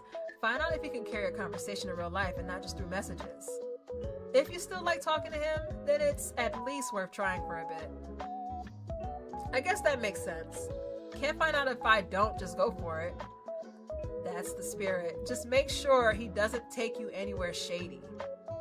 I'll do my best. I'll tell him yes right now. I don't want to get too excited for you too quickly, but I really do hope this is a good thing for you. If nothing else, maybe he'll end up being a good friend. Okay, I like the positivity. Just the idea of having to friend zone another boyfriend is enough to cause some anxiety, but I try to stay optimistic. At least if we don't work out, I know there's no one else in my friend group for him to date, since you're all together now. Sorry, that was an awkward way to find out. I guess you haven't been on socials much. We've all been posted together as a couple for a while. We just thought you knew. Oh. Well, I mentally rolled my eyes. I literally brought this on myself, didn't I? Socials have just made everything else harder, so I haven't paid much attention. Sorry for acting like that. Don't worry about it. Now you know. And hey, you might be on your way to joining us all in couples bliss. I'm actually curious to see if Jordan is displaying any kind of emotion regardless. I'd like to meet his boyfriend sometime. Yeah, me too. I gotta see who Jordan's boyfriend is. He's like a different person, I swear. Not in a huge way, but seriously. It's like his aura just completely lights up and glows when he's around Peter. That's good. That's a good sign. And what about Mark? Is he a completely different person when he's around you now? Oh no, he's still an airhead, but now he calls me babe. Hannah's an asshole. Yes, her friend Hannah and Mark, they're dating each other. Oh my gosh, bro. I smile softly, but a creeping loneliness seeps into my chest. I swallow it down. I won't let it get in the way of being happy for my friends. Okay. Just so long as you're both treating each other right. Of course we are. It's easier for us to be together since we've known each other since middle school. I thought that would be an obstacle, but no. Turns out when you know someone that long, you really know them. Okay. True. You always knew about the fan fictions I wrote all through school instead of paying attention to class. And you know all about the fan fiction I commissioned from you too. I still have that notebook tucked on the shelf somewhere. I thought it was so naughty, but really it wasn't as graphic as what I write these days. Ooh. Speaking of, how's your writing going anyway? Ever think about making it your career or even a side gig or something? You're always so talented. I thought about it, but no, I just write for myself. If you say so, I think a lot of people would pay for some spicy romance when it's tastefully well written. Perhaps something to fall back on? Oh, okay. So because you know my girl not making money right now. So Hannah's kind of looking out. Right now because you know my girl hasn't been making money right now. Usually it's the other way around with a creative passion in a corporate position. Life is just weird right now. What's up, Lotus? You twerking in the chat? I understand. Hey, you just go on that date, meet this guy, and see where it goes. Don't forget to tell me all about it afterwards. If you don't hear from me, just assume I was murdered. Oh my God, why am I so morbid? Or that it went poorly. No, don't manifest that, girl. The date's gonna go well. It's gonna go well. Don't even joke about that. Yeah, for real. Like, no. How about you text me the address when you know where you're going? Just to be sure. Once I know, you'll know. I have to go. Mark couldn't get my attention, so he bet himself that he could jump from the sofa in the living room to the kitchen counter. What? Yo, her and Mark be on some shit. I gotta go make sure he's okay, because if he broke something, I'm the one who has to explain to the paramedics why my boyfriend thought he could fly. Okay, they be having fun though. They be having fun. Oh my God. Not accidentally farts. You farted while you twerked? That's crazy. Okay. In the background, I hear Mark say, "It's all good, babe." You better take care of that. I'll talk to you later. Thanks for checking up on me. Of course. Bye-bye. I hang up the phone and instantly pull up the messages I missed. A few more little bits of info about this job, his schedule, and when would be the best time to meet. To my surprise, he'd asked me if tomorrow night was too soon to go out for a drink. I tapped my finger on the side of the phone for a moment or two, wondering if it was too good to be true or too soon to be good. Ooh. To his credit, he hadn't pestered me about it since asking the question, and he had been waiting for me to answer. I messaged him back with a yes, and he takes a few moments more to send a smiley face and a heart. I feel all too familiar twinge of nervous excitement at the text commitment. That glimmer of expectation and hope of what could be. I give myself a little pep talk as I continue to chat with my mystery guy into the night, in between organizing clothes and cleaning out the fridge. He managed to keep my interest enough that I eventually agreed to meet him at a bar he suggests tomorrow around dinner time. None of our conversations is too flowery or too clunky. It seems to flow well. Flowery. I don't know why I said flowery. Flowery or too clunky. We learned a bit about each other, talked about music and shows that we enjoyed, had a few little disagreements about minor things. It felt normal, harmless even. What up, Cassie? I tried to say that was fine, but I was also hoping that he'd start flirting with me when we met in person. When the conversation naturally wound down and we'd said our goodnights, I set my phone aside and headed to my desk. Writing with a pen and paper would take too long tonight, so I opened my laptop and dove right into an unfinished romance story that I'd started a few weeks back. I had run out of steam on it, but now steam was all I had. I poured all of it into a blank page. passion, rampant desire, declarations of love worthy of a Hallmark movie. All the good stuff that flooded my brain with that sweet, sweet dopamine. Okay. I fall asleep that night in a more pleasant mood than I've been in a while and wake up feeling even better. That's good. I passed the day finishing the cleaning I started yesterday. Scrubbing, dusting, vacuuming, and excavating the beautiful apartment. I don't know why I struggle there. I've let drown beneath my neglect. Because my girl was depressed, y'all. She was very depressed. But she's getting back together now. She's getting herself together.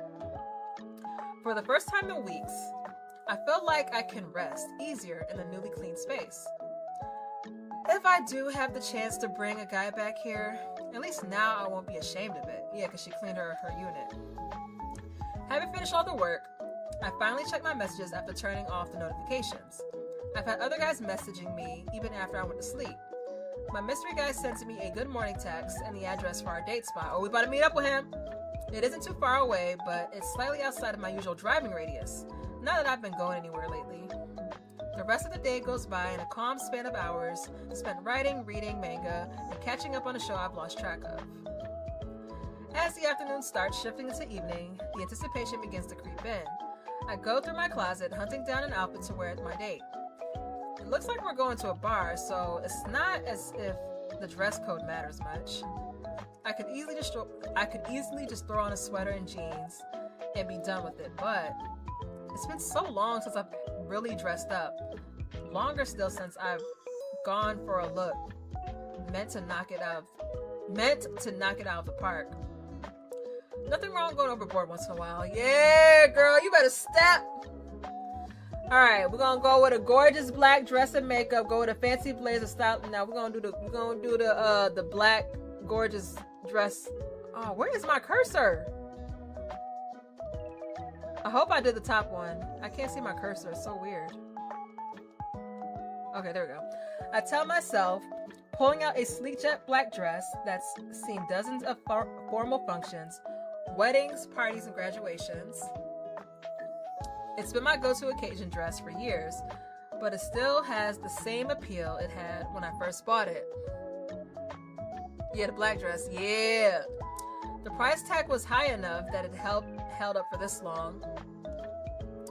Hoping I'm not going overboard, I dig out of my formal flats and pick a fine but sparkly jewelry set to go with them.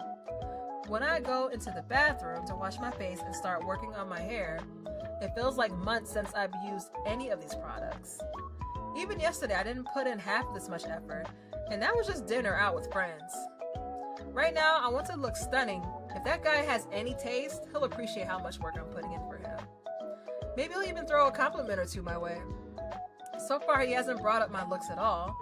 I mean, props to him for not being shallow, but tonight, I'm getting dressed with every intention of being trouble. Ooh, okay, girl, let's go. The kind of trouble a man doesn't recover from easily. Oh, shit. She trying to turn heads for real. Okay.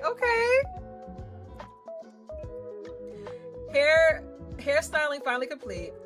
I check the time and slip on my shoes. After a while, I give myself one last once over in the mirror by the door. My girl said, look back at it. She walked back and was like, okay, yeah, I'm that girl. I'm that girl, period. Yes. I haven't looked or felt this sexy in a long time. It feels good to have a reason to look my best, period. That's what I'm talking about. After checking that I have my phone, keys, and everything I need, I'm finally ready to head out to my first date in over a year. Woo! Let's go. We're going on a date, y'all. Okay, Aftertaste. Is that the name of the bar we're going to?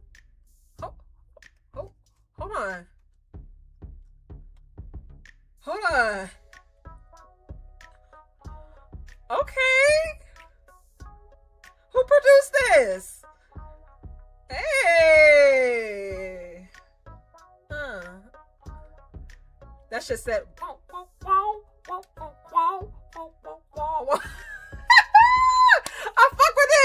Okay, go. He calls it a bar, but it's more of a club or a pub.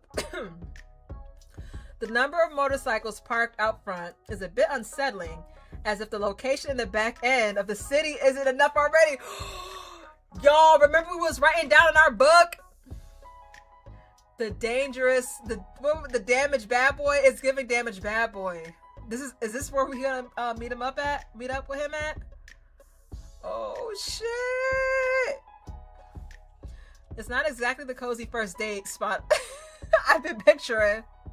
Normally I'm more partial to cafes or even quiet little wine bars. Literally anywhere that doesn't feel like a fight could break out any second, or where someone might be doing hard drugs in a restroom. Oh Lord. Through the hazy fog of the windows, I can see how packed the place is. The dim neon lights inside barely illuminate the vague shapes of the bar patrons, but I can still make out a sea of people. Loud laughter and cheers break out occasionally, sometimes in overlapping waves that hit my ears all at once. I tell myself not to judge. All kinds of people like places with character. That doesn't mean anything is going to happen to me. All the same, I snap a quick picture of the entrance and send it to Hannah. Oh yeah, Hannah was like, send me the address just in case something happens. Yes. If I go missing, this was my last known location. I tuck my phone back into my clutch quickly and take a cleansing breath. All right, y'all. Here we go. Here we go. The air has a faint smell of cigarettes. Oh, Lord, y'all. What were we just talking about earlier? Not the cigs. Oh, Lord. Oh, Lord. I feel ridiculous standing in front of this place, dressed like I'm going somewhere. The waitress grind the pepper at the table. I regret not staying in my cab until I confirmed my mystery guy was here too. Torn between waiting for another cab or heading into the brighter interior of the bar, I check my phone. No new messages yet. Oh, I know this nigga ain't ghosted me. Just the last one he sent. All right, Mr. Guy. The last message he said, meet you at 8. You'll love this place. And that's the last message he sent me? I don't like that. Why is that the last message? Promise. And then he got a nerve to say promise with a heart emoji. And that was 2 hours ago. No. Yo, don't do this to me. Don't do this to me. That's so, please. I'm trying to. I really am. But that message is from 2 hours ago. Oh, Lord, y'all. I don't know. He is in the band before. Y'all, I don't know. I don't know. Even though he's a complete stranger, I still feel safer not being here alone. But I'm not about to turn right around and head home after putting in so much effort. I swallow hard, pull my shoulders back, and remind myself why I'm here. I've got something to prove. All right. I can be flexible. I can try new things. I'm already in the thick of it anyway. Oh, we hear. The sound only intensifies once I'm inside. Hey. A few people dance to the music. Others sit at the scattered tables. And off to the side, there's a pool table in the bar. Okay, I'm fucking with the soundtrack. After the initial shock hits me, I start to feel the vibe this place gives off. Plates of hot wings and barbecue sliders pass by on their way to the booths, and combined with the music, it makes for a surprisingly lively atmosphere. The bartender glances up at me with the practiced indifference of someone who's seen every flavor of human being walk through that door. I still feel horribly self-conscious, so I turn my eyes to scan for a place to sit. I spot a booth near the wall, safer. Oh, hold on. We're breaking it down? Okay. Safer, less visible, maybe the best choice to ease myself into the space. Before I claim it, I check my phone. All right, y'all, let's see if he shows up. It's only 8:05 p.m. I'm probably just too early. Ignoring the few stares, I bravely approach the bar and order a soda, not wanting to drink by myself so early in the night. When I slide into the booth, the seat squeaks under me, sticking just a little to the back of my thighs. My short dress feels even sillier now. I message my date to assure him that I'm here and waiting. No response. Oh, y'all, I don't like this. I don't like that. I fidget with my glass and take tiny sips just to look like a contributing member of this establishment. As time passes, I trace patterns in the condensation of the outside of my glass. A few more people leave and enter the bar, none of whom approach me or look anything like the guy in the profile picture. Damn, bro. Don't do this to me. Eventually, I order another soda and keep waiting. 8:25 p.m. You notice she ain't drinking, though. She said she learned her lesson from that last outing. Damn, it's been 25 minutes. Maybe he's caught at work, but you think he'd let me know. Catfish? Maybe.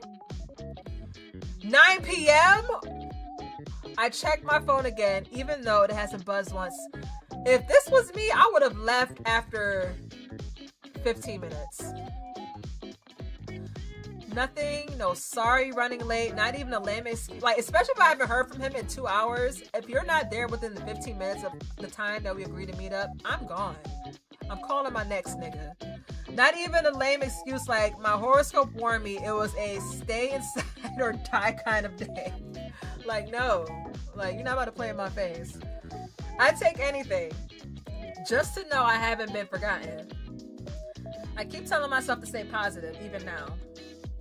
Maybe he lost his phone, but then again, he could still meet me without it. Girl. 9:15. The bartender surprises me by waving me over to the bar. He only wants to refill my soda without me asking. Damn, it's been an hour and 15 minutes, y'all. It's been an hour and 15 minutes. I don't know. The pity refill is never a good sign. It only makes me feel worse instead of comforted. Damn. I still take it and sip on it anyway. My hopes slipping away with every passing moment. Oh, girl, just go home. Just go home.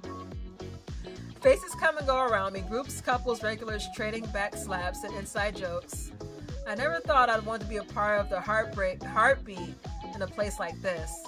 But sitting here alone, surrounded by laughter and noise, it only reminds me of how alone and out of place I am. Oh, no. And she already is going through it. I don't like this. That's it. I need a drink. She said, you know what? She tried to like hold it in for a minute, but she said, fuck it. I gotta get this drink. Finally done with the sodas, I march up to the bar. The bartender prepares my request without a comment. I keep watching the door as he slides me a Sex on the Beach cocktail. The vinyl booth sighs beneath me as I shift and uncross my legs. What am I still doing here? I've been stood up. I can't fool myself any longer. Real men really aren't worth the time. See? I feel her. I feel her. I feel her.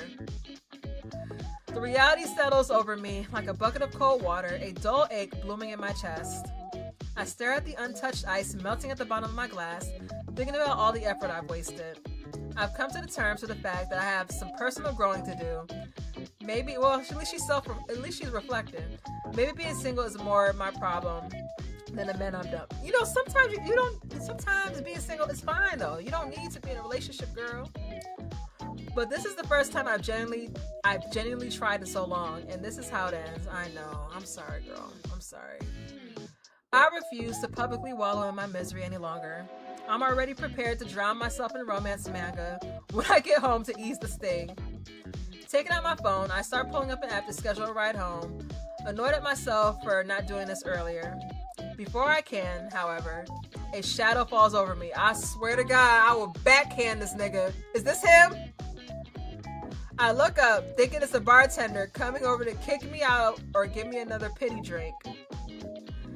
But the words die in my throat the second I see who's actually standing there. Standing over me is a... Whoa. This guy is huge, both in the tall and broad kind of sense. All right. You know what? You know, I'm oh!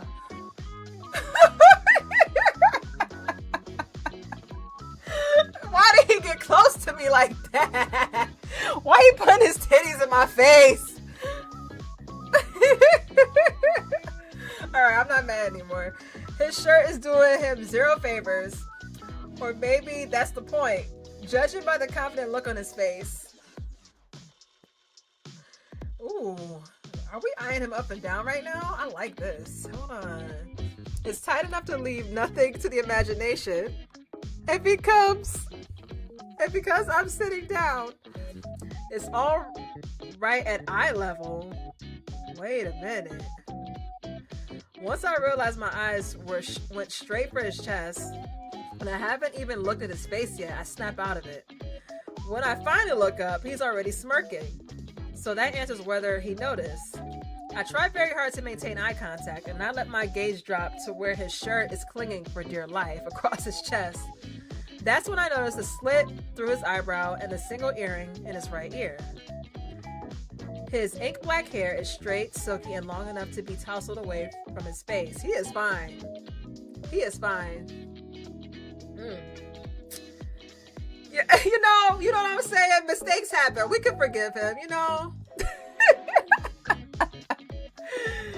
you know. And he opens those full smirking lips to talk to me. Well, now, that's a hell of a dress to be sitting alone in.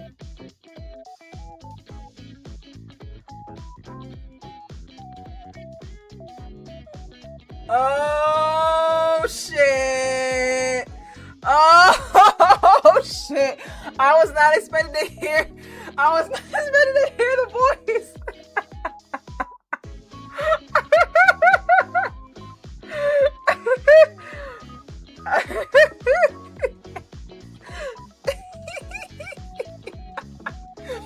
Okay, all right.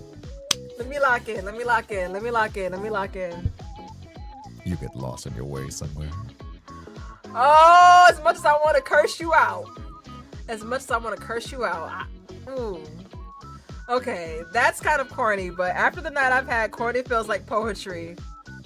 Yeah, that's actually Kindred. Oh my god. His voice has a low, rough grain to it.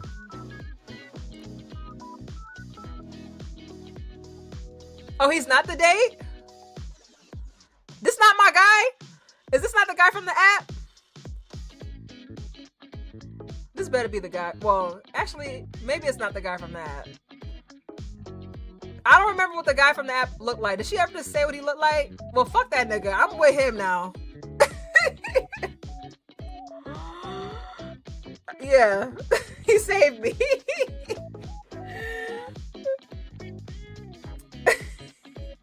Okay, this is a new guy. Okay, I thought this was him and he just pulled up. Okay. You know what? I'm happy now. All right. I can't remember the last time someone looked at me so boldly with that kind of slightly mischievous heat behind their expression. Can I help you? It comes out sharper than I intended, but tonight I'm out of warm welcomes. Yeah, she's pissed right now. His smoldering grin widens completely, blushing past the acid in my voice. Without an invitation, he casually slides into the booth across from me. The leather creaks as he props his elbow on the table, leaning to the side with his chin resting on his hand. You look like you had a rough night. I did have a rough night. You trying to... I'm about to say you trying to make it rougher, and my girl drunk too. You know what I'm saying? Let me calm down. Let me guess. Either someone made a terrible mistake tonight, or you didn't plan on coming here alone. You know, yeah, my date ended up ghosting me. I'm instantly embarrassed by the thin wobble in my voice, but he doesn't seem to mind. He nods once with a seriousness that feels surprisingly sincere. And then he leans forward a little more, resting his forearms on the table and tilting his head as if he's studying a piece of art. Ooh, okay. His thoughts. Period. I like you, Red. Give me your number. As a matter of fact, here's my number. Seriously, though. Who picks this kind of place for a first date and then doesn't show? You know? That's a special kind of stupid. That's what I'm saying. Like, he really played in my face, Red. Like, do I look like I just be chilling at these kind of... Wait, what you doing here, though? I mean, we can't be talking shit about the bar. You at the bar. You know what I'm saying? We at the same bar. Did someone stand you up, too? Are we in the same predicament? It's a strange kind of comfort being defended so bluntly by a stranger. He probably just here to hang out, though. I'm not sure whether to be unsettled or grateful. Are you always so candid? I ask, unable to shake the what? Wait a minute. Is he a bouncer of titties? I ask, unable to shake the watery nerves from my tone. He simply shrugs. Life is too short to keep playing games. And you don't get extra time for playing it safe. You know? If you want something, you might as well reach for it. He pauses, holding my gaze. Name is Rat. What's yours? Sade, nice to meet you. Never been here before. Have you? I scoff, morbidly amused, and find enough of my footing to respond sarcastically again. How could you tell? The way you're dressed was my first clue. Second was the way you kept checking your phone like it's a lifeline. Well, you know. Third, you wanted a sex on the beach at a place like this. Dead giveaway. He like, bitch, you about to die. He said, you can't be ordering those kind of drinks at this place. Oh, Lord. They probably don't even clean out their fucking, the little soda refill. They probably don't even clean it. I'm probably about to get sick as hell tomorrow. She probably about to be sick as hell. I feel my cheeks flush hot with embarrassment, but his tone isn't mocking. If anything, he sounds almost fond. In my defense, I've never been stood up before, so this is new territory. Well, you are handling it better than most. Some people would have run out of here crying by now. Yeah, I came this close. Little do you know, I came this close to doing that. Who says I wasn't planning on doing that in my car? Girl, you're not supposed to say that out loud. You gotta keep it quiet on the creek. Well, you are handling it better than most. Some people would have run out of here crying by now. Oh, I'm sorry, I went back. But she drunk.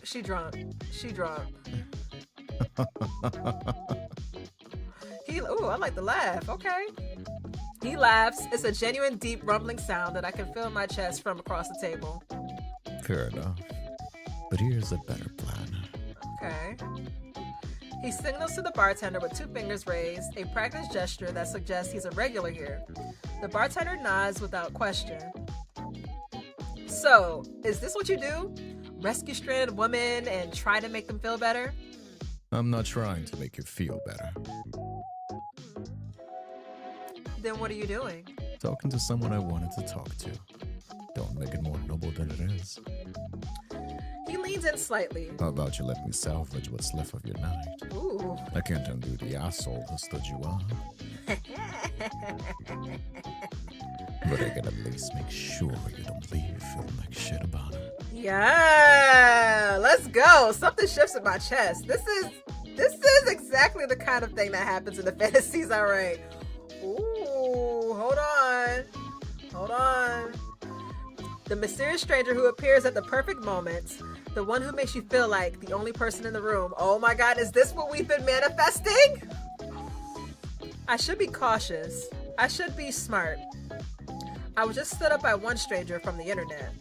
Oh God, what am I doing? Falling for some random guy's smooth words? I want this so badly, to feel wanted and have someone look at me the way he's doing right now. It's making it really hard to think straight.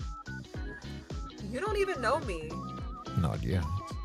But I know you got all dressed up for someone who didn't deserve the effort.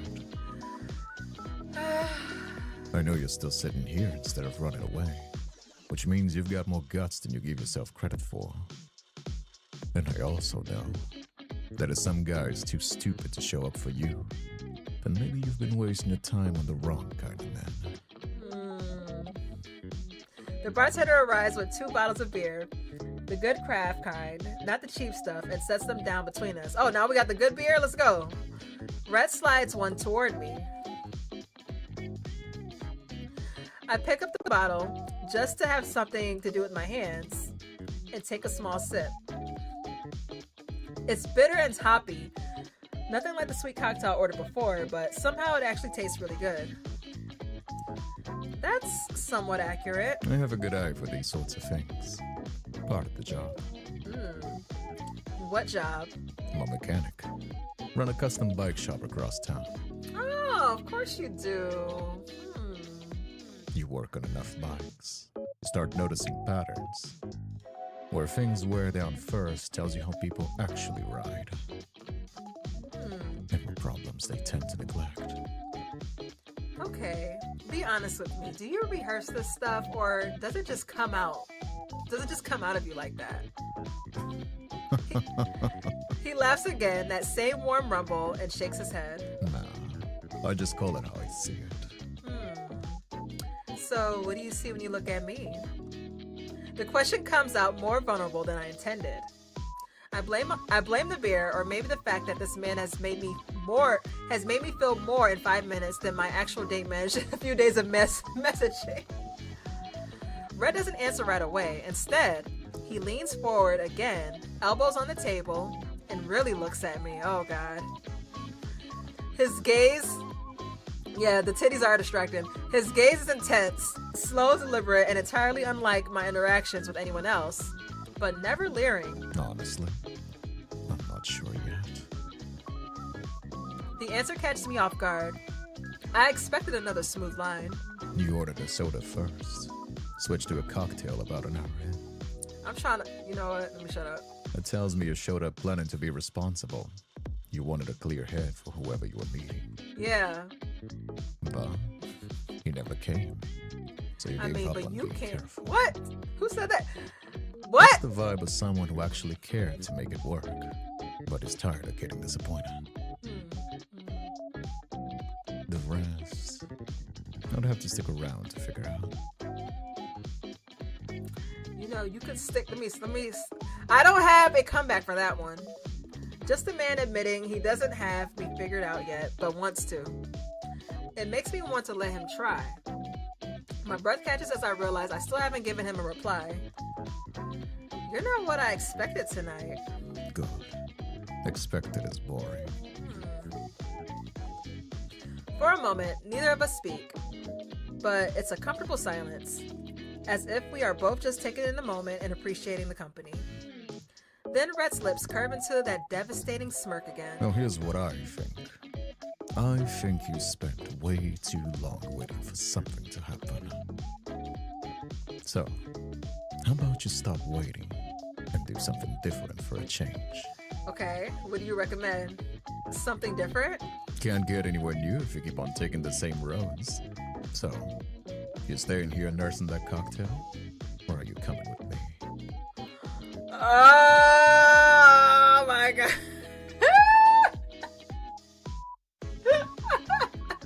Wait, what's wrong?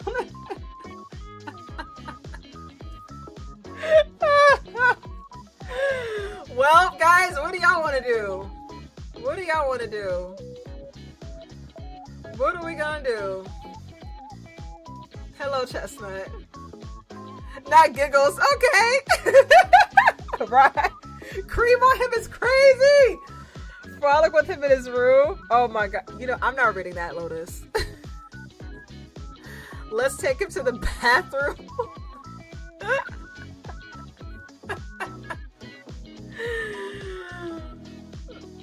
Coming with you where? Does it really matter?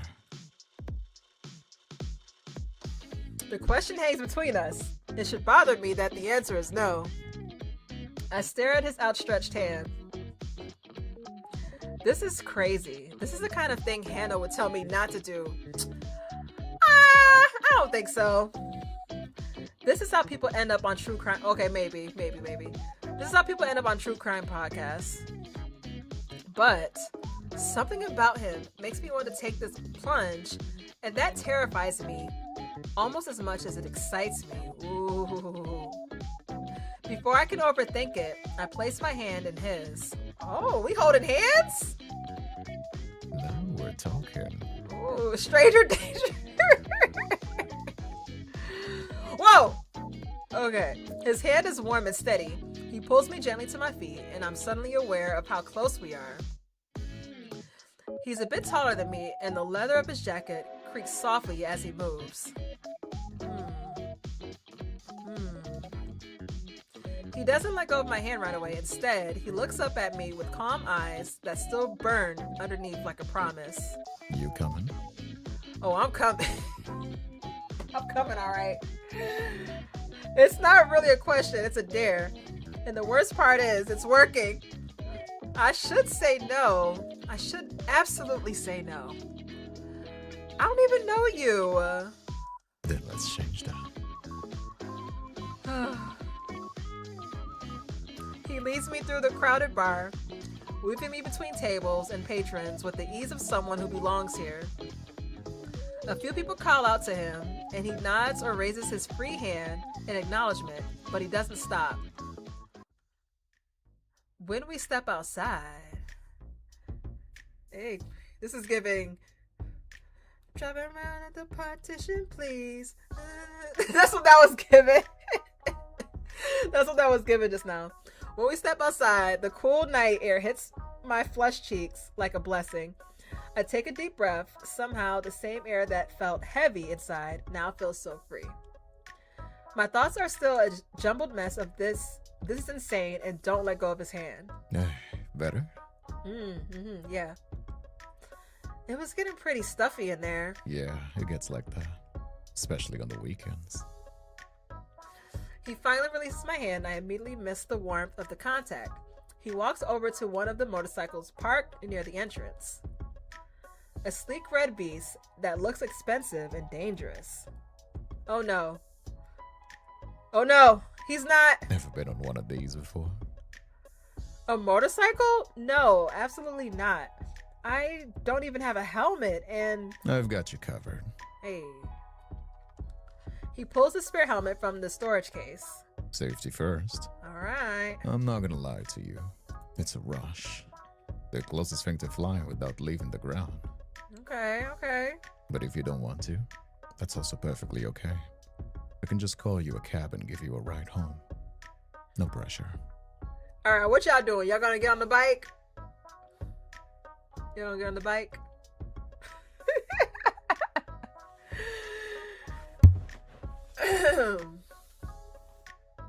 I look at the motorcycle, then back to Rhett. Not vroom vroom. Oh, we all hopping on this motorcycle, huh? Let me ride Rhett. I mean, get on the bike.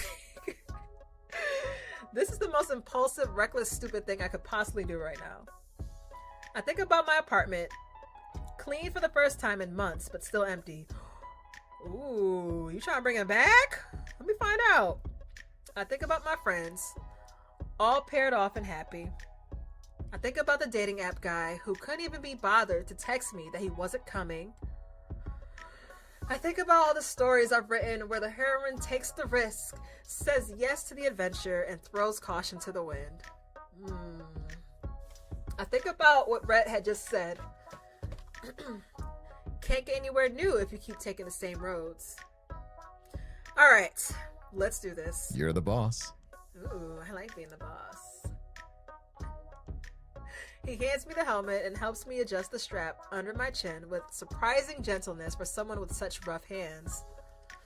His fingers brush my jaw, and I swear to God, I can feel my cheeks burning beneath the visor. You're gonna want to hold on tight. Wrap your arms around my waist and lean when I do. Okay. Don't fight it. Okay. All right. This kind of bike is a different beast from regular models. Don't fight it. Got it. And hey, Yes. Yeah?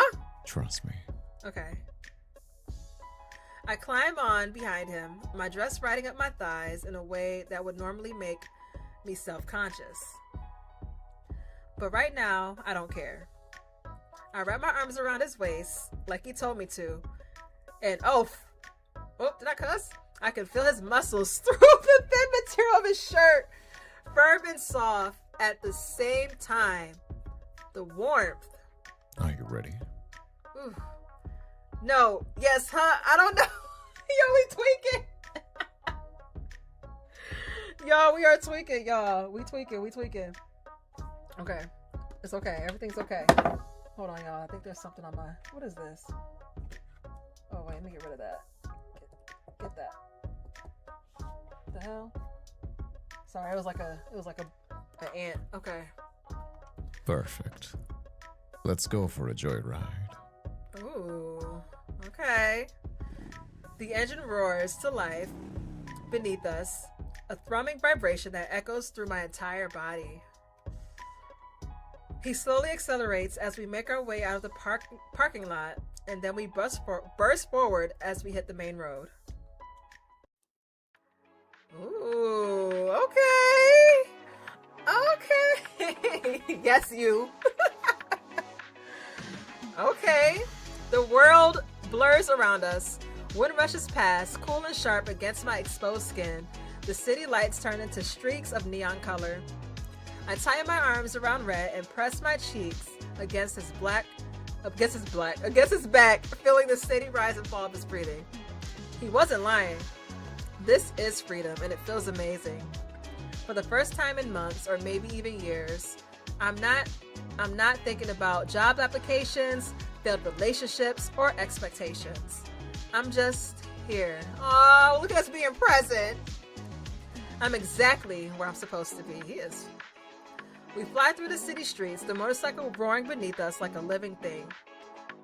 Red navigates the roads with practiced ease, leaning into turns with a confidence that makes my stomach flip. Every time he accelerates, I instinctively tighten my grip around his waist, and I swear I can feel him smile, even though I can't see his face. We pass through streets I've never seen, even though I've lived here for years, beneath yellow streetlights that cast everything in a warm amber glow. Oh, that's nice.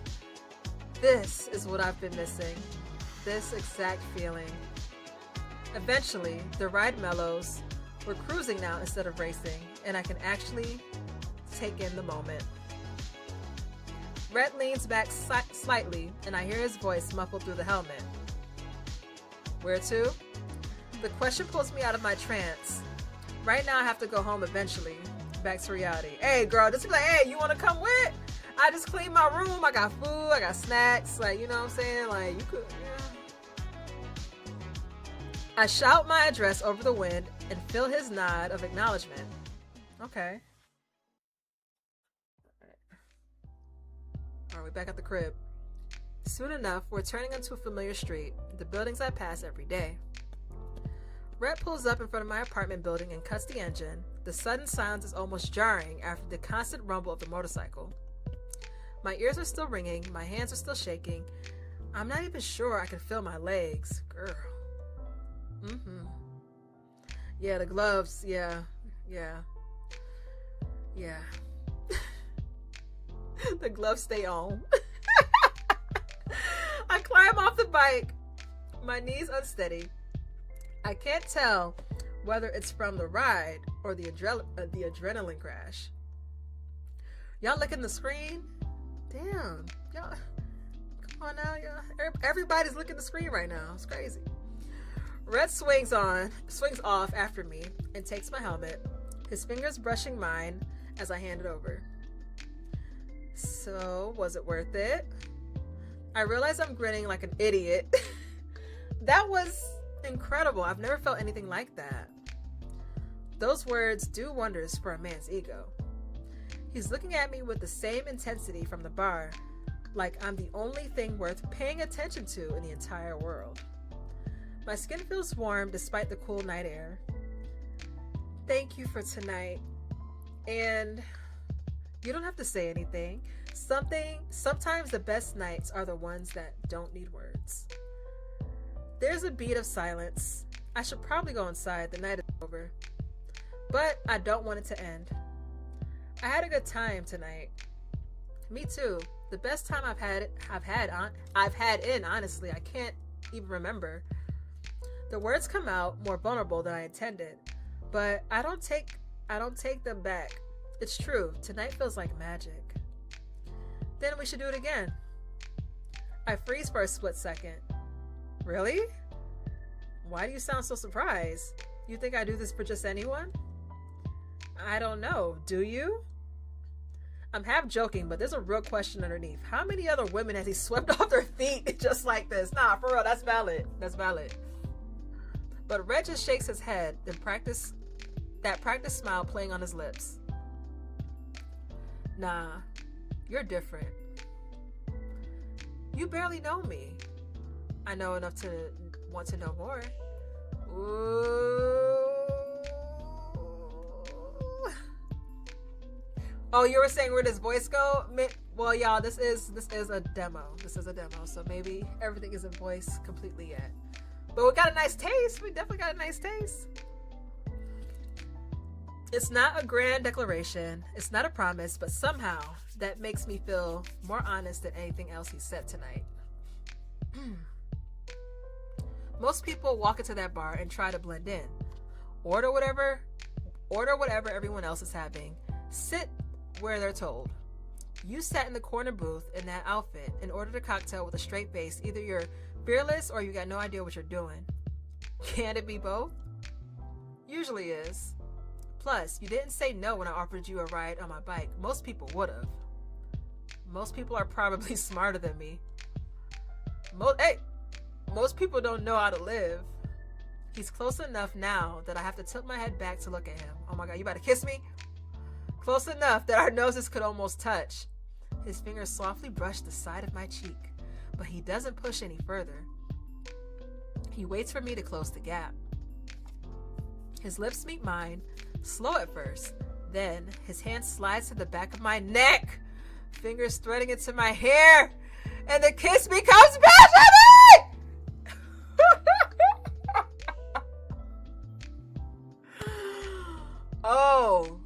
Oh, he's slapping me down right now. I like that.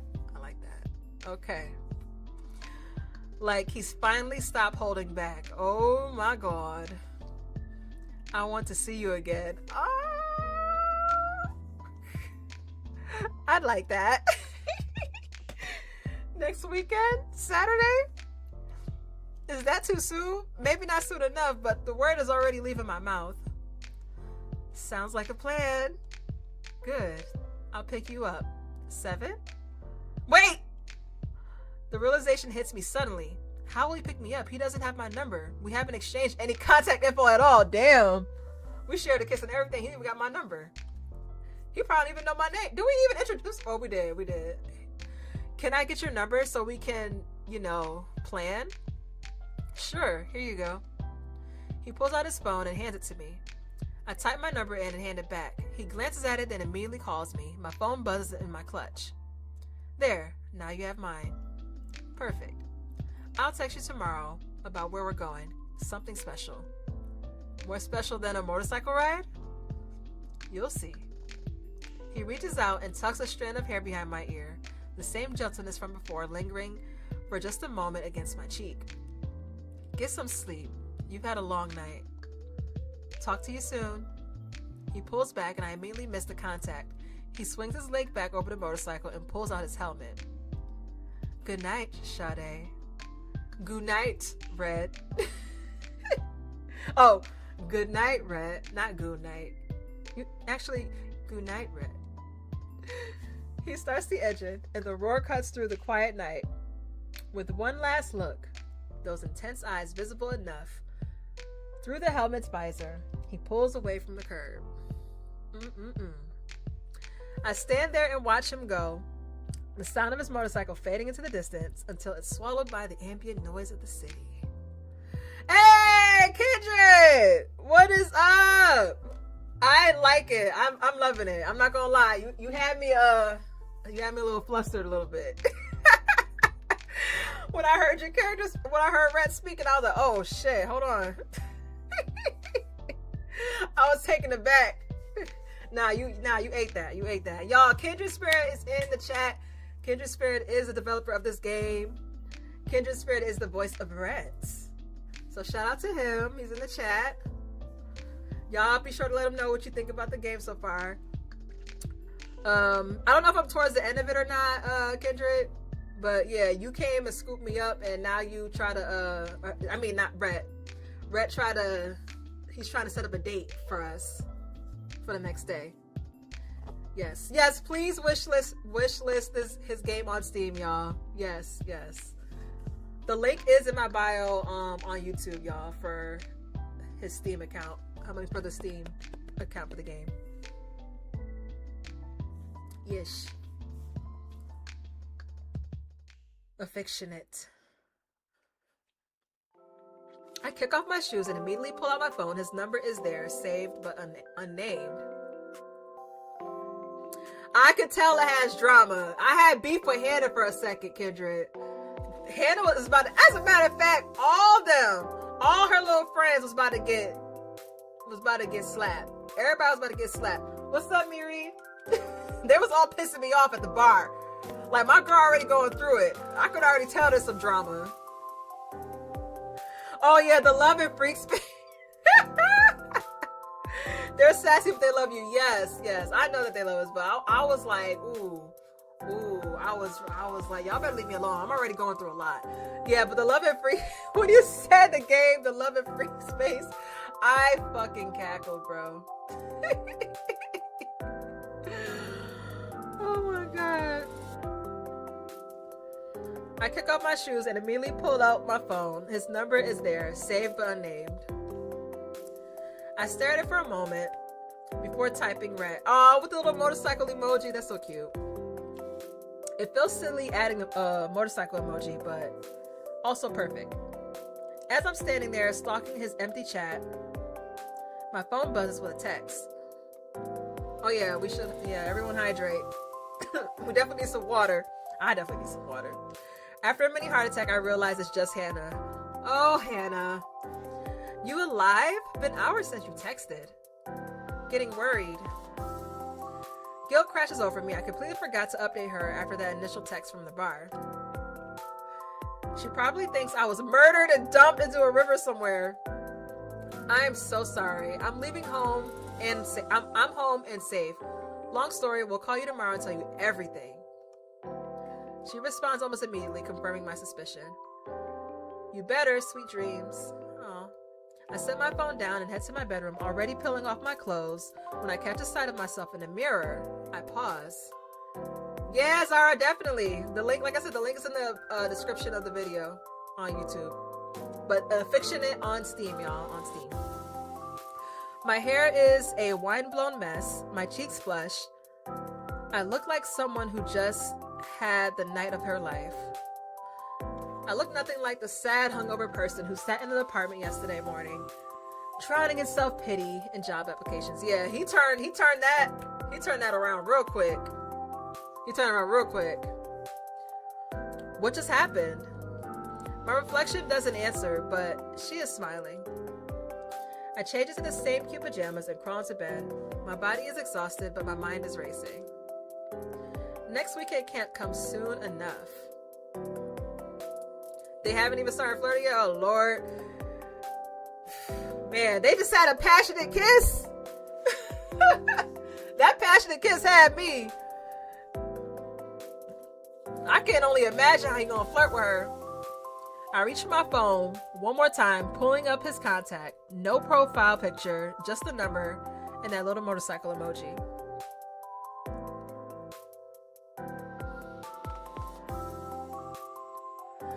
Rhett is the tamest one you got planned? What?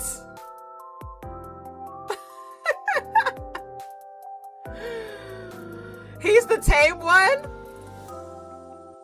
Because he's the bad boy who's actually softer than he looks? Oh, Lord. You should see the Yanere dill if I'm cooking. Oh, my God. Kindred, bro. All right. I definitely got to make sure I have a gallon of water when I read these. Oh my God. Sinzani, thank you for the follow. Well, I'm excited. Echo said no, that was the one I was interested in. Should I text him, thank him again for tonight, let him know I got inside safely, or is that going to sound desperate? But before I can, my phone buzzes. A text from Rhett. Sleep tight. Next time's gonna be even better. Ooh. I'm grinning again. I type back. Can't wait. Then I set my phone on my nightstand, pull my blanket to my chin, and close my eyes. For the first time in months, I think I'm gonna get a great night's rest. Aww! Look at Red lifting her spirits. Maybe real men aren't so bad after all. Yeah. Aw. You know, they're not bad. Maybe I just needed to find the right one, right? Yeah. I slowly wake up feeling better than ever. For a moment, I just lie there staring at the ceiling, blinking as I rub the sleep from my eyes. Last night plays through my mind like a movie I can't stop rewatching. My fingers drift into my lips. I grab my phone from the nightstand, and there is Red, with his text from last night still on my screen. My head flutters all over again. I read his message 3 more times. God, I'm pathetic. I don't even care. I get out of bed with more energy than I've had in months. I go to the bathroom, and as I brush my teeth, I catch my reflection grinning back at me like an idiot. Yo, my girl is too happy. I know that's right. Red done casted a spell on this woman. The woman in the mirror looks happy, the kind of person who lives in the moment. You even rode on a hot stranger's motorcycle last night. Who are you? After a quick shower, I throw on comfortable clothes and head to the kitchen. I'm actually hungry for the first time in days. Usually, I skip breakfast entirely.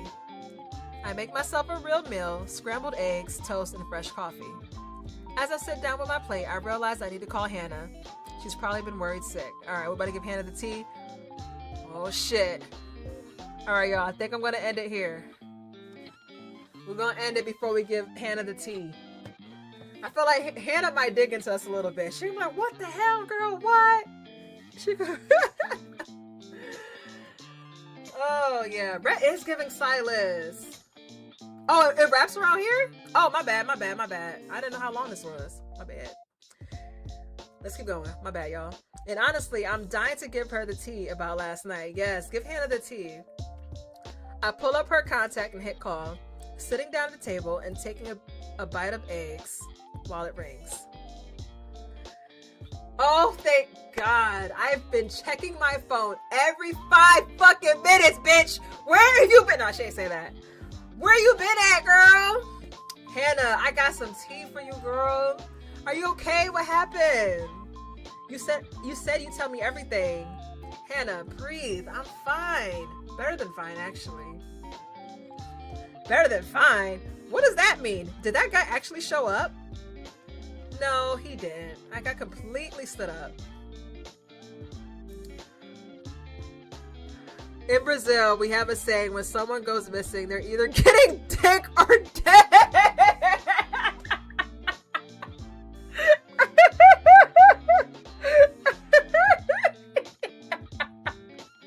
You know what? I am dead, bro. So whenever y'all go missing, I'm just gonna assume y'all getting dick down somewhere. Cause I don't want y'all dead. What? That asshole. I knew I should have. Wait, why do you sound so happy about it? I can't help but grin as I take another bite of toast. Because I was sitting there feeling sorry for myself. While I was sitting there feeling sorry for myself, someone else showed up. No way. Tell me everything right now.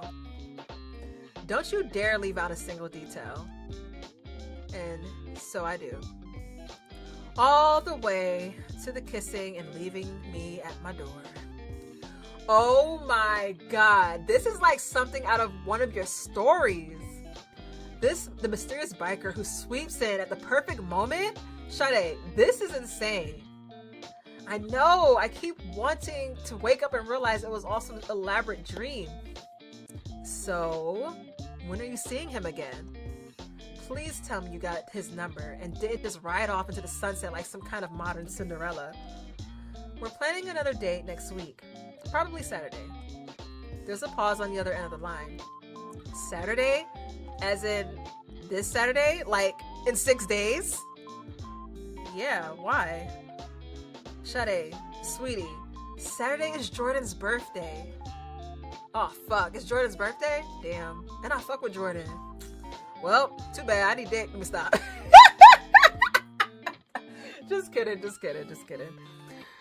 He could just come to Jordan's birthday party. He could meet the whole gang, you know what I'm saying? The words hit me like a splash of cold water. Jordan's birthday, his birthday party that he mentioned in our group chat. The one I completely forgot about in the chaos of riding through the city. Like I was in a music video.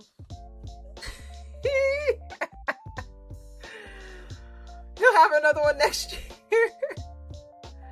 I mean, Jordan wants us to get dick down. Shit, Jordan might want to get dick down too. Hold on. We all could just, stop. Let me stop.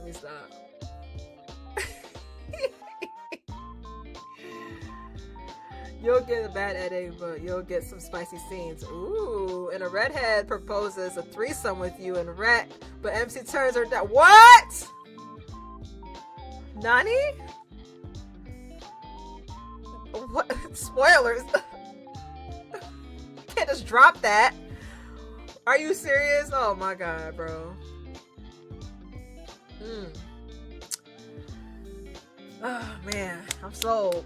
Oh no, I completely forgot. We've been planning this for weeks. We're all meeting at that bowling alley he likes, the retro one with the arcade games. I pressed my palm against my forehead. How could I forget? I really fucked up on this one. But Rhett, the thought of canceling on him makes my chest ache in a way that feels too intense for someone I just met. I can reschedule with Rhett. It's fine. Jordan's birthday is more important. She don't mean that. She's like, fuck. I mean, yeah, but Sade, I'm a little worried. About what? About last night, I mean. Don't get me wrong, I'm really happy you had fun. You deserve a good night after everything you went through, but you got on a motorcycle with a complete stranger and rode off into the night. That does sound crazy. She's not wrong. I'm surprised it's not smutty or I'm a slut. That's actually really dangerous. I feel a wave of defensiveness rise in my chest. I know Hannah means well, but the way she's saying it makes me feel like a child being scolded. I wasn't being reckless. Like, it was a little reckless, girl. But it's okay. It's okay. You were having fun. He gave me a helmet, and he knew what he was doing. He owns a bike shop, Hannah. He's professional. He's a professional.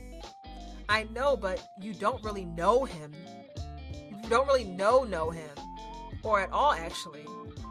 He could have taken you literally anywhere. What if... But he didn't. He took me home safely, exactly like he said he would. Okay, but what if he hadn't? What if he'd been some creep who... He wasn't. I have good instincts about people, Hannah.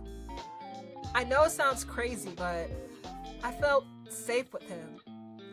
More alive than I felt in a long time, actually. There's another pause. Oh, shit. What did I say? Go back. Oh, fuck. Fuck. Yo, Kindred. Oh, I'm about to say, I can't see my cursor. That's... No. Oh, Lord, what did I do? Go back. Okay. There's another pause. I can practically hear Hannah choosing her words carefully on the other end. I trust your instincts. Yeah, okay.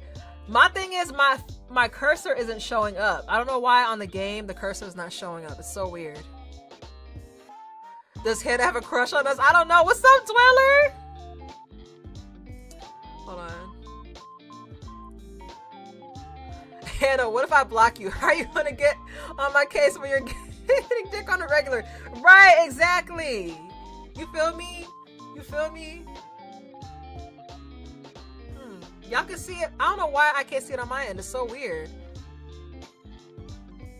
Oh, I can see it if I'm looking at my Streamlabs, but I can't see it on the actual desktop, like of the window where the game is. Okay, I'm gonna have to look over here. I want to press something. Okay, cool. I trust your instincts. I worry about you, especially after everything you've been going through lately. You've been really isolated, and now there's this perfect guy who shows up exactly at the right moment. It feels, I don't know, like a movie, and real life isn't usually a movie. Her words settle uncomfortably in my stomach. I know she's right to be concerned. I know, it sounds too good to be true, but maybe some good things can come? Can come. Maybe some good things can just happen sometimes. My girl, you know, Freudian slip. Maybe I'm allowed to have something exciting for once in my life. You're right. I'm sorry. I don't want to rain on your parade. You deserve to be happy. And hey, if this guy makes you happy, then I'm happy for you. Just promise you'll be careful. What up, Pink Cutty Cat? I promise. I'll text Red about rescheduling. Jordan's birthday comes first. Thank you. He'll really appreciate you being there. And hey, maybe you can bring Red to the next group thing. Yeah, I was just saying that. Like, she could just bring him to the thing. We'd all love to meet him. The thought of Red at a bowling alley with my friends doesn't sit right in my head. Picturing Red in rented shoes, playing games with Mark, or pretending to laugh at one of Jordan's dry jokes, the image won't even start to form. Maybe we'll see how things go. Fair enough. I have to run. Mark is attempting to make pancakes, and I don't trust him alone with the stove. Yo, her and Mark be beefing. Text me later? Will do. Thanks for always checking on me. Always. Love you. Love you too. I end the call and stare at my phone for a long moment. The leftovers of my breakfast haven't gone cold.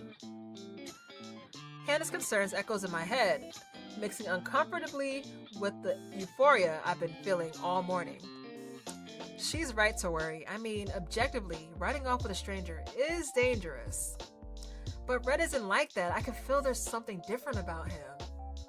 Damn, can y'all imagine once she gets the dick? Oh, hey, Obs, love you too. My girl already dickmatized without the dick. That's the crazy part. I pull up his contact. I pull up his contact and start typing a message. Reschedule your date with Rhett and try to persuade him. Go along with Rhett instead. I gotta look out for my friends, y'all. I can't do that. If he's as nice as I would hope he is, he should understand, right? Y'all want me to do the second option? I mean, I kind of do want to see what the tea is there. I don't know, y'all. What are we doing? What are we doing?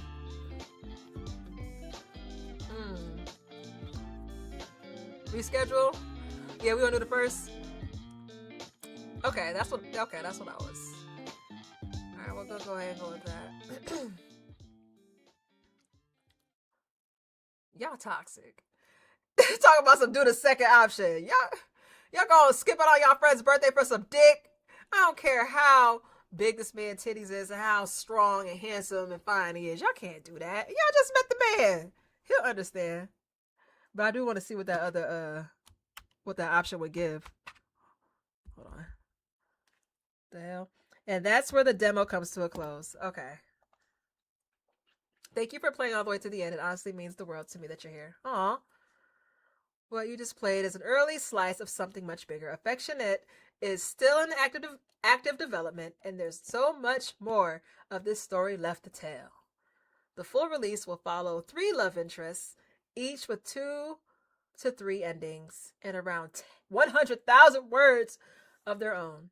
Everything you've seen of Rhett so far is just the start of his route. Oh, okay. Here's the plan.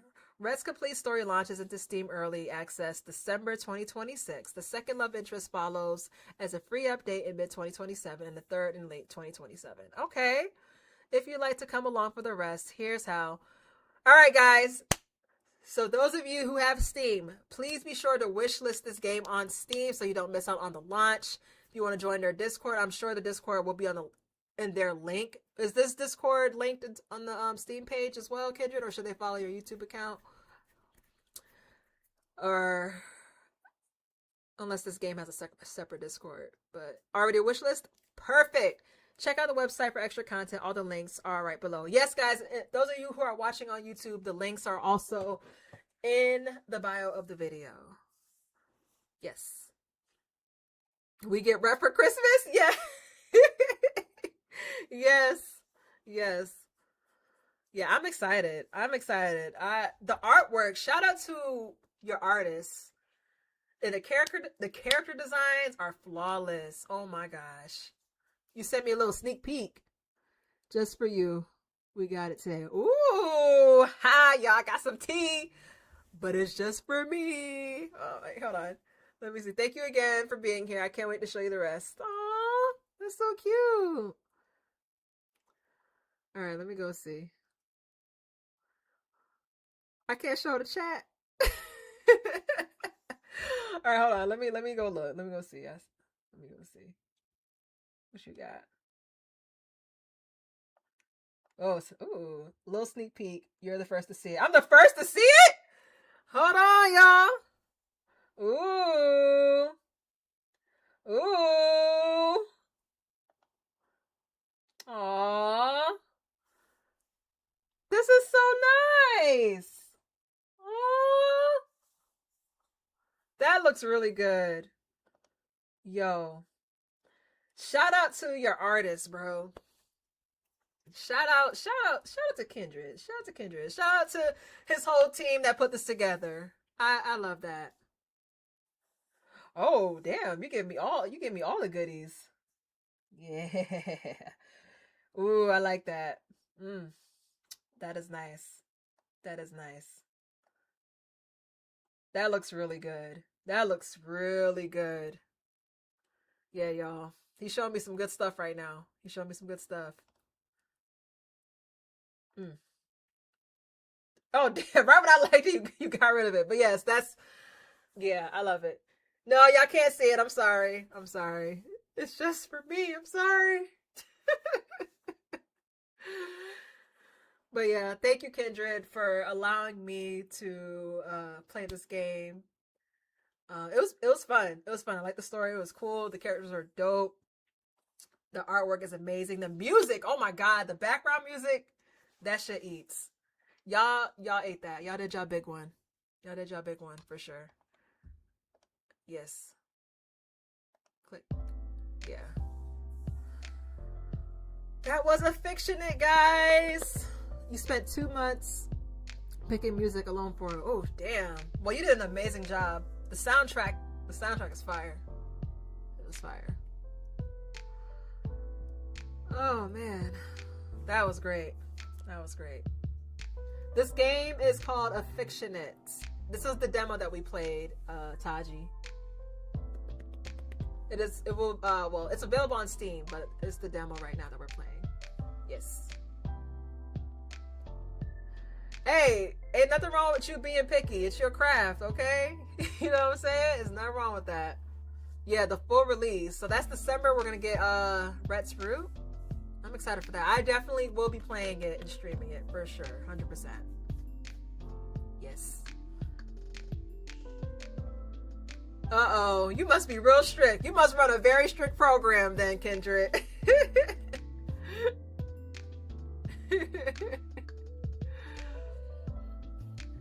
Yandere Delph, childhood friend. Okay.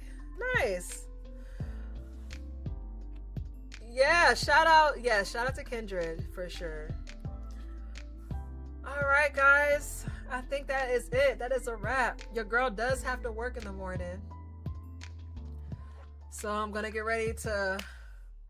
And thank you for sharing that in the chat, Echo. I appreciate that.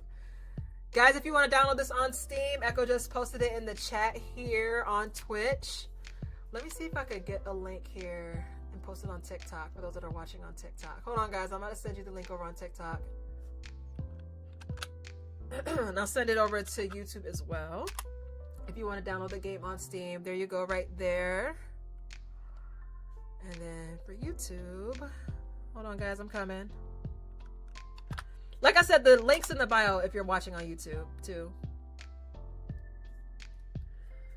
All right, guys. You just got the end. You're gonna watch back. Oh, okay, yeah. Yeah. It got a little heated in some parts. The friends were pissing me off. I'm not gonna lie. The friends, they were teasing me a little too much. I got into my feelings a little bit, but we good now. We good now. You're welcome, guys. I hope y'all enjoyed the stream. Thank you everybody for tuning in. Thank you for everybody who stayed to the end. I appreciate y'all so much. Thank you guys for all the likes, the bits, the cheers, the subscriptions, the follows. I appreciate y'all for hanging out with me tonight. Next stream we're going to have, well, wait, before I say that. So Tuesdays, y'all know I'm taking a step back from Love and Deep Space. And y'all know I do my Love and Deep Space streams on Tuesdays. We are now making Freak Space Tuesday, 11 Freak Space Tuesday. It is now Otome Tuesday, or Otome and Chill. So we're going to be playing dating simulators, romance novels, those kind of things on Tuesdays. So y'all just let me know what y'all want to see from me next Tuesday. Oh wait, I'm actually flying into New York next week. Let me see if that's on Tuesday. Hold on. That's on Tuesday. I might have to give it to y'all on Wednesday. But yeah, y'all let me know what y'all want me to play next, Otome wise. And then Saturday, we will be diving into Baldur's Gate 3 for the first time. So I will be playing that on Saturday. I still have to figure out a time. I'm thinking 5 p.m. Eastern.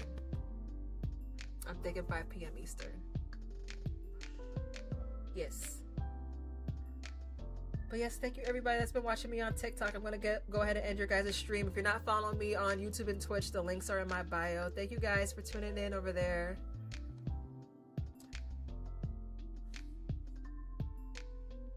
Have I played Date Everything? I have not, but that is also on the list of games that you guys want me to play. So guys, if you're in our Discord, there is a channel titled Gaming Rex for Bree. If you just react to the games listed there, that's the games I'm going to prioritize.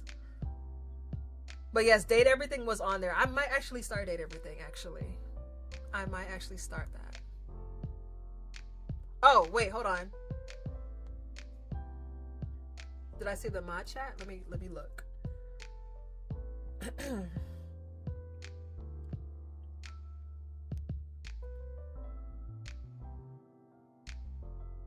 Character creation this Saturday then. Wait a minute. Am I not gonna be, is it gonna take me that long? I'm not gonna, it takes me a minute to create a character too. So if it really is gonna be that, then it is what it is. All right, let me see. Ow. Oh, that's my hair. Oh my god. Oh, hold on. Oh my goodness, this is so cute. Oh, what?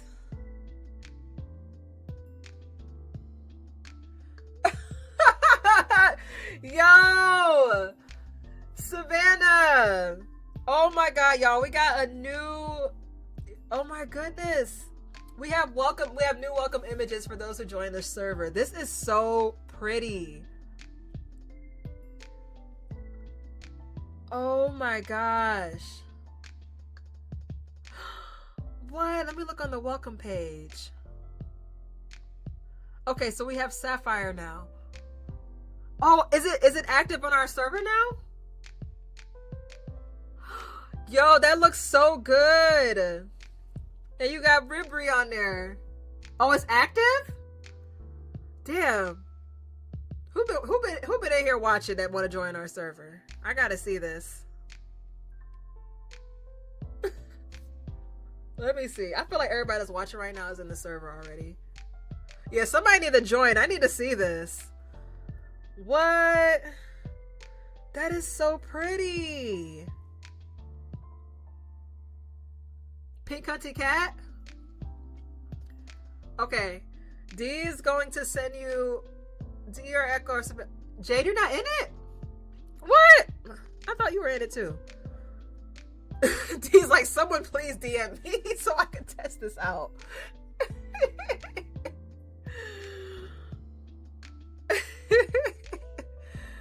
That is so cute. Oh my god. But yes, guys, we did switch the server around. It's not a Love in Deep Space. It's not a Love in Deep Space inspired stream anymore. I mean, we still have a Love in Deep Space channel, and all the channels that you guys enjoyed are still there, but we're branching out. We're branching out. The server is no longer called Deep Space Freaky Frogs. It is now Freaky Frog Sanctuary. But yes, guys, we are rebranding. We are currently in our rebranding phase. I mean, it's not an end. It's just, you know, we're moving on to other things, you know. We're moving on to other things.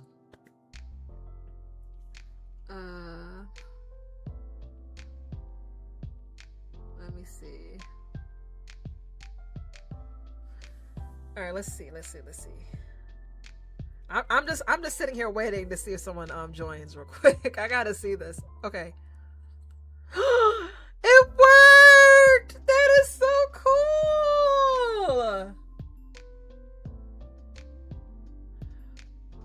Oh my gosh! Wow! And it shows your guys' profile picture when y'all enter. Oh my goodness, this is so cute! Oh, that is adorable. That is adorable. Thank you so much, Savannah. Thank you all of you guys. You guys have been killing it today. Echo, thank you so much for doing your big one, moving things around in the server today at the last minute. Like, you really was not playing today. Thank you guys. I really appreciate y'all so much for all the hard work and dedication y'all put into our space. Thank you guys. Thank you so much. Oh man, crazy. I love you guys. Whew. Yes, W mods. Oh, speaking of mods, y'all don't forget Savannah's books with benefits is tomorrow, right? I'm gonna catch the one tomorrow for sure. I couldn't catch it last week because I forgot my sister was coming into town and had to be with her, but they're gone now. But I will definitely tune in tomorrow. Yes. If you guys are not a part of Savannah's server, the Wet Wednesday server, you have to join. You have to join. Yes, I'm excited. I'm excited. I was like, oh shit, I forgot my sister had to come into town. She literally came in that Wednesday, and it was a day. But I will be there tomorrow. You was immediately set. Ooh, okay. Yeah, I'll be in there. Maybe I have Goomba to listen with me. Aw, thank you, Elsie. I appreciate that. You're only 4 chapters in? Okay. Is there a way I could catch up? Like, is there like a channel for like chapters I've like that people may have missed, so I can know what's going on? I could probably do that tomorrow. I'm not in the room tomorrow. I'm just giving breaks tomorrow, so. Oh, okay. If you want to, yeah, if you don't mind sending it to me, I could probably throw it on my headphones tomorrow while I'm at work, just to catch up. All right, guys, I love y'all. Thank you guys for tuning in. Everyone on YouTube that's watching the YouTube video, please like the video if you love the gameplay today. I appreciate you guys. Subscribe to the channel if you have not subscribed already. Also, if you're not following me on Twitch, please follow me on Twitch. We gets down over there on Twitch. I appreciate y'all for being here and staying on with me for, damn, we've been on for how long? 3 hours. It's been a minute, but I love you guys. Have a good night, everybody.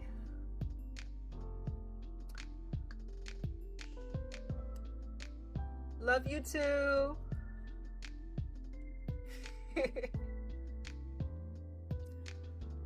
Oh wait, hold on. Okay, I was gonna say, is there? Okay, it's not. Okay. Good night, guys. Love y'all. Bye.